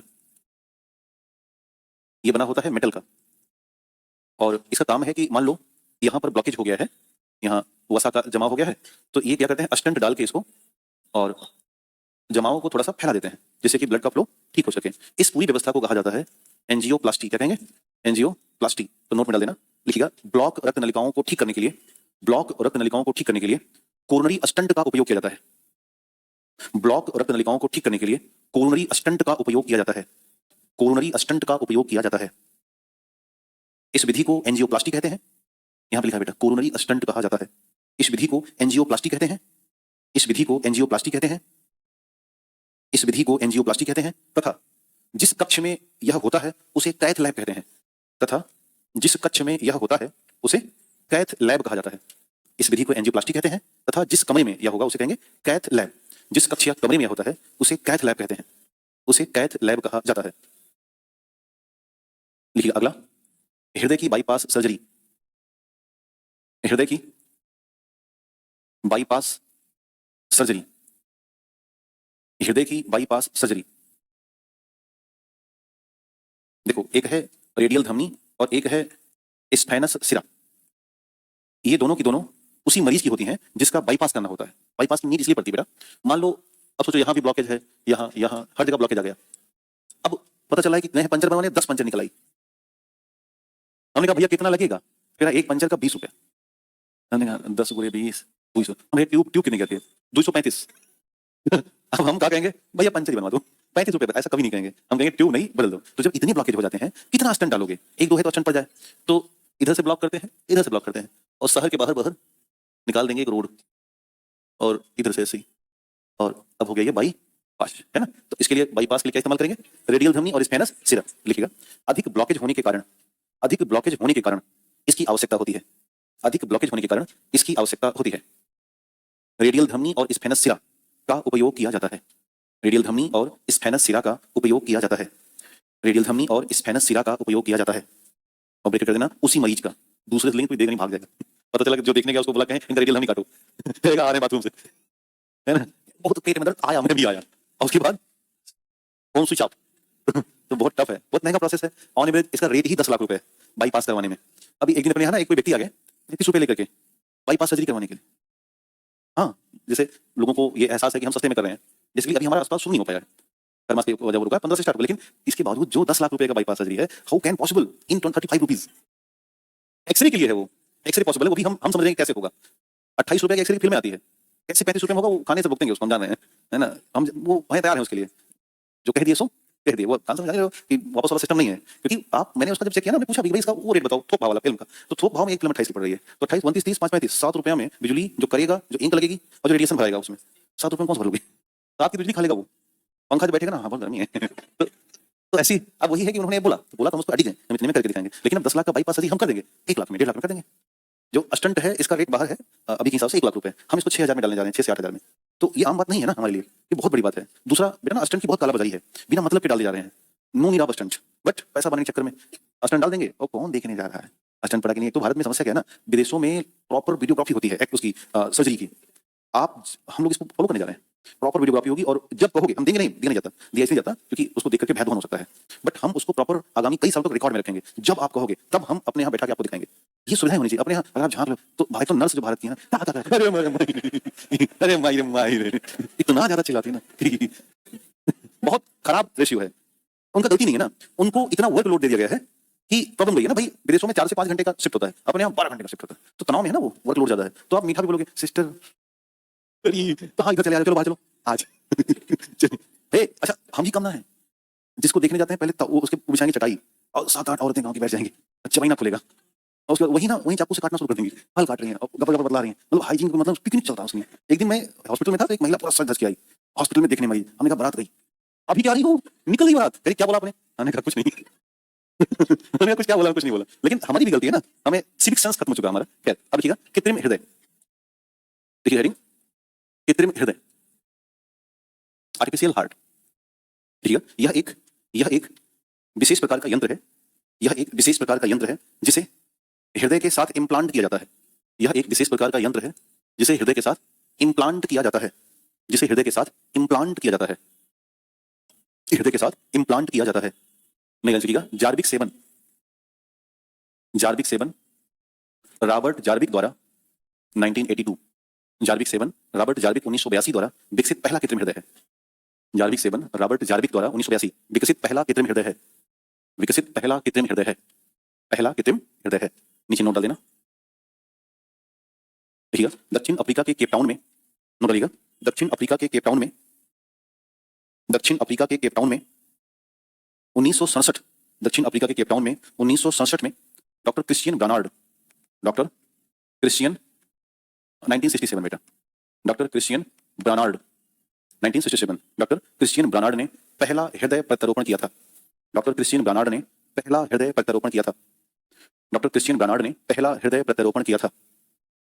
लेकिन अब जार्विक तो बना 82 में, इन्होंने किया 67 में, तो इन्होंने बायोलॉजिकल किया था, बायोलॉजिकल मतलब इंसान का हृदय इंसान में लगाया, तो ब्रेकेट कर देना बायोलॉजिकल हार्ट था वो, जैविक हृदय था, बायोलॉजिकल हार्ट या जैविक। जैसे अभी 2022 में पहली बार सुअर का हृदय मनुष्य में लगा है ना, इसे बोलते हैं बेटा जेनो ट्रांसप्लांट, जब आप जानवर का हृदय या कोई अंग मनुष्य में लगाओ तो ये कहलाएगा जेनो ट्रांसप्लांट। है नोट नंबर डालिएगा, लिखिएगा डॉक्टर पी वेणुगोपाल राव,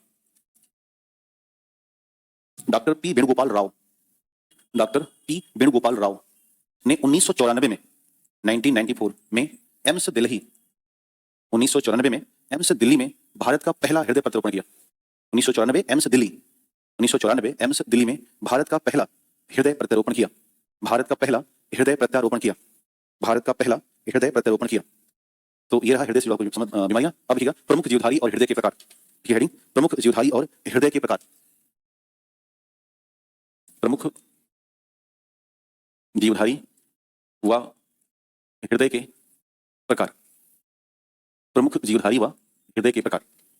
जैसे यदि मैं मैमल या स्तनधारी की बात करूं तो इसमें हृदय में कुल 4 चैम्बर होते हैं, जिसमें से 2 अलिंद और 2 निलय हैं। तो नंबर 1 डाल देना, स्तनधारी 4 चैम्बर 2 अलिंद 2 निलय, स्तनधारी 4 चैम्बर 2 अलिंद 2 निलय। अब स्तनधारी में सारे आ जाएंगे है ना, जितने भी होते हैं गाय भैंस बकरी बिल्ली। इसके वाले क्या पक्षी बर्ड, इसमें भी होता है 4 चैम्बर 2-2 बंट जाएगा, इसमें भी होगा 4 चैम्बर 2-2 बटेगा। इसके बाद लिखिएगा सरीसृप या रेप्टाइल, इनमें होते हैं 3 चैम्बर, तो चैम्बर 3 है तो 2 ऊपर ज्यादा रहेगा, अलिंद और 1 निलय। परंतु इधर अपवाद है, नीचे लिखिए बेटा अपवाद, लिखिए डायनासोर, लिखिएगा डायनासोर घड़ियाल, डायनासोर घड़ियाल, मगरमच्छ तो नहीं होता शायद, होता है पक्का? अच्छा, घड़ियाल, मगरमच्छ को क्या बोलेंगे? एलिगेटर, क्रोकोडाइल, पक्का? अच्छा, लिखिएगा। अब आपके बहुत से लिखा रहा हूँ फिर मैं। ठीक, तब ठीक है, लिखिएगा। मगरमच्छ मैं लिखा तब ठीक है। मगरमच्छ एक घड़ियाल लिखना। दरअसल एलिगेटर और क्रोकोडाइल दो हैं, दोनों में होता है। लिखिएगा मगरमच्छ, घड़ियाल और ये वाला डायनासोर, इनमें अपवाद है। इसके बाद हाँ जी, हाँ छिपकली भी लिख दो, छिपकली। अब जानवर मत बढ़ाओ नहीं तो फिर एक और लिख दो, काईमैन लिख दो। काईमैन जानवर आता है, लिख दो काईमैन। फिर गिरगिट भी लिख दो, और लिखिए तो लिख दो काईमैन एक एनिमल। एक और लिख दो गिरगिट। छिपकली कुमारी, हाँ बेटा, नहीं दोनों अलग है ना, छिपकली छिपकली, गिरगिट है। गिरगिट बड़ा होता है ना, रंग बदलता है। छिपकली वो है जो हम लोग के घर रहती है। ठीक, चलिए। इसके बाद बचा कौन सा? लिखिए मछली। लिखिएगा मछली, दो चैम्बर। नहीं, अगला मछली इसी में होती है ना, पागल है फिर इसी में। लिखिएगा मछली, लिखिए दो चैम्बर, एक अलिंद और एक निलय। एक अलिंद और एक अलिंद और एक निलय। लेकिन ध्यान देना, जो ब्लू व्हेल और डॉल्फिन है ये स्तनधारी है, तो ब्रैकेट में कर देना ब्लू व्हेल और डॉल्फिन स्तनधारी होती हैं। ब्लू व्हेल और डॉल्फिन स्तनधारी होती हैं। ब्लू व्हेल और डॉल्फिन स्तनधारी होती हैं, परंतु शार्क नहीं होती। शार्क बोनलेस फिश है ना, हाँ, ध्यान रखना, शार्क में हड्डी नहीं होती। लिख देना। हाँ मैं बोल रहा हूँ, फिर से लिखो। लिखिए ब्लू व्हेल और डॉल्फिन स्तनधारी होती हैं। ब्लू व्हेल और डॉल्फिन, अब स्तनधारी से कितना चैम्बर हो जाएगा? 4। परंतु शार्क, लिखिएगा परंतु शार्क स्तनधारी नहीं है। तो अब स्तनधारी नहीं है, कितने चैम्बर? 2। परंतु शार्क स्तनधारी नहीं है। तो एक नॉलेज की बात है जो मैं आपको बताना चाह रहा हूँ कि शार्क में हड्डी नहीं होती, बोनलेस फिश होती है वो। नहीं हड्डी होती नहीं, इसमें कॉमन बोनलेस में क्या बोला है ना, बदमाशी करती है थोड़ी बस, शार्क निकल जाए तो। शार्क मतलब भेड़ी, वो शेर जंगल का, जैसे वहां से डरता है आदमी, वैसे पानी में आदमी शार्क से डरता है ना। डॉल्फिन जैसे, अब ब्लू व्हेल है, ब्लू व्हेल का जो हृदय है वो 200 किलोग्राम का है, दुनिया का सबसे बड़ा हृदय है। अगर आप चाहें तो लिख सकते हैं 200 किलोग्राम का हार्ट है अकेले ब्लू व्हेल का। हाँ? जितना मतलब हम जैसे 3-4 इकट्ठा कर दिया जाए, 3 कम से कम, तो जाकर के उसके हृदय के बराबर की बात निकलेगी। इनके 2 स्तन होते हैं ब्लू व्हेल के, और ये अपने जो मिल्क अपने बच्चों को पिलाती है, ये सीधा पिचकारी मारती है पानी में। इतना ज्यादा फैट होता है इनमें ना कि वो घुल नहीं पाता, तो एकदम सीधा जा रहा है। अब बच्चा दूर से पी रहा है आराम से, लाओ चिंता की बात नहीं है, क्योंकि पानी में घुलेगा नहीं बहुत। उसमें मान के चलो कि मेरे हिसाब से फैट जाएगा 28-30% के आसपास। इसमें जानवर में जैसे गाय भैंस में तो कितना गिरता है? 7-8 गिरता है, वो लिखता है ना कागज पे, कम गिरेगा तो पैसा कम कर जाता है। फैट ही चेक कर रहा है आपको वहां पे, तो 7-8 अपने उनका, तो उनका जाके गिरेगा 28-30% के आसपास। तो इतना ज्यादा फैट होने से फिर बहुत आसानी से उनके बच्चे पानी में ही दूध पी रहे हैं। तो नेचर है, इसे कहते हैं नेचर, जैसा ही रहेगा वैसा वो सर्वाइवल सेट करेगा, जैसे कि वहां उनको रहने में दिक्कत ना आने पाए। ठीक है, चलिए, तो अपवाद हो गया। एक और लिखिएगा सरीसृप, नहीं सॉरी उभयचर। एक और लिखिएगा एम्फीबियस, उभयचर, मेढक। उभयचर लिखना बेटा, 3 चैम्बर। उभयचर लिखिएगा 3 चैम्बर। उभयचर लिखिएगा 3 चैम्बर। नीचे नोट डाल देना।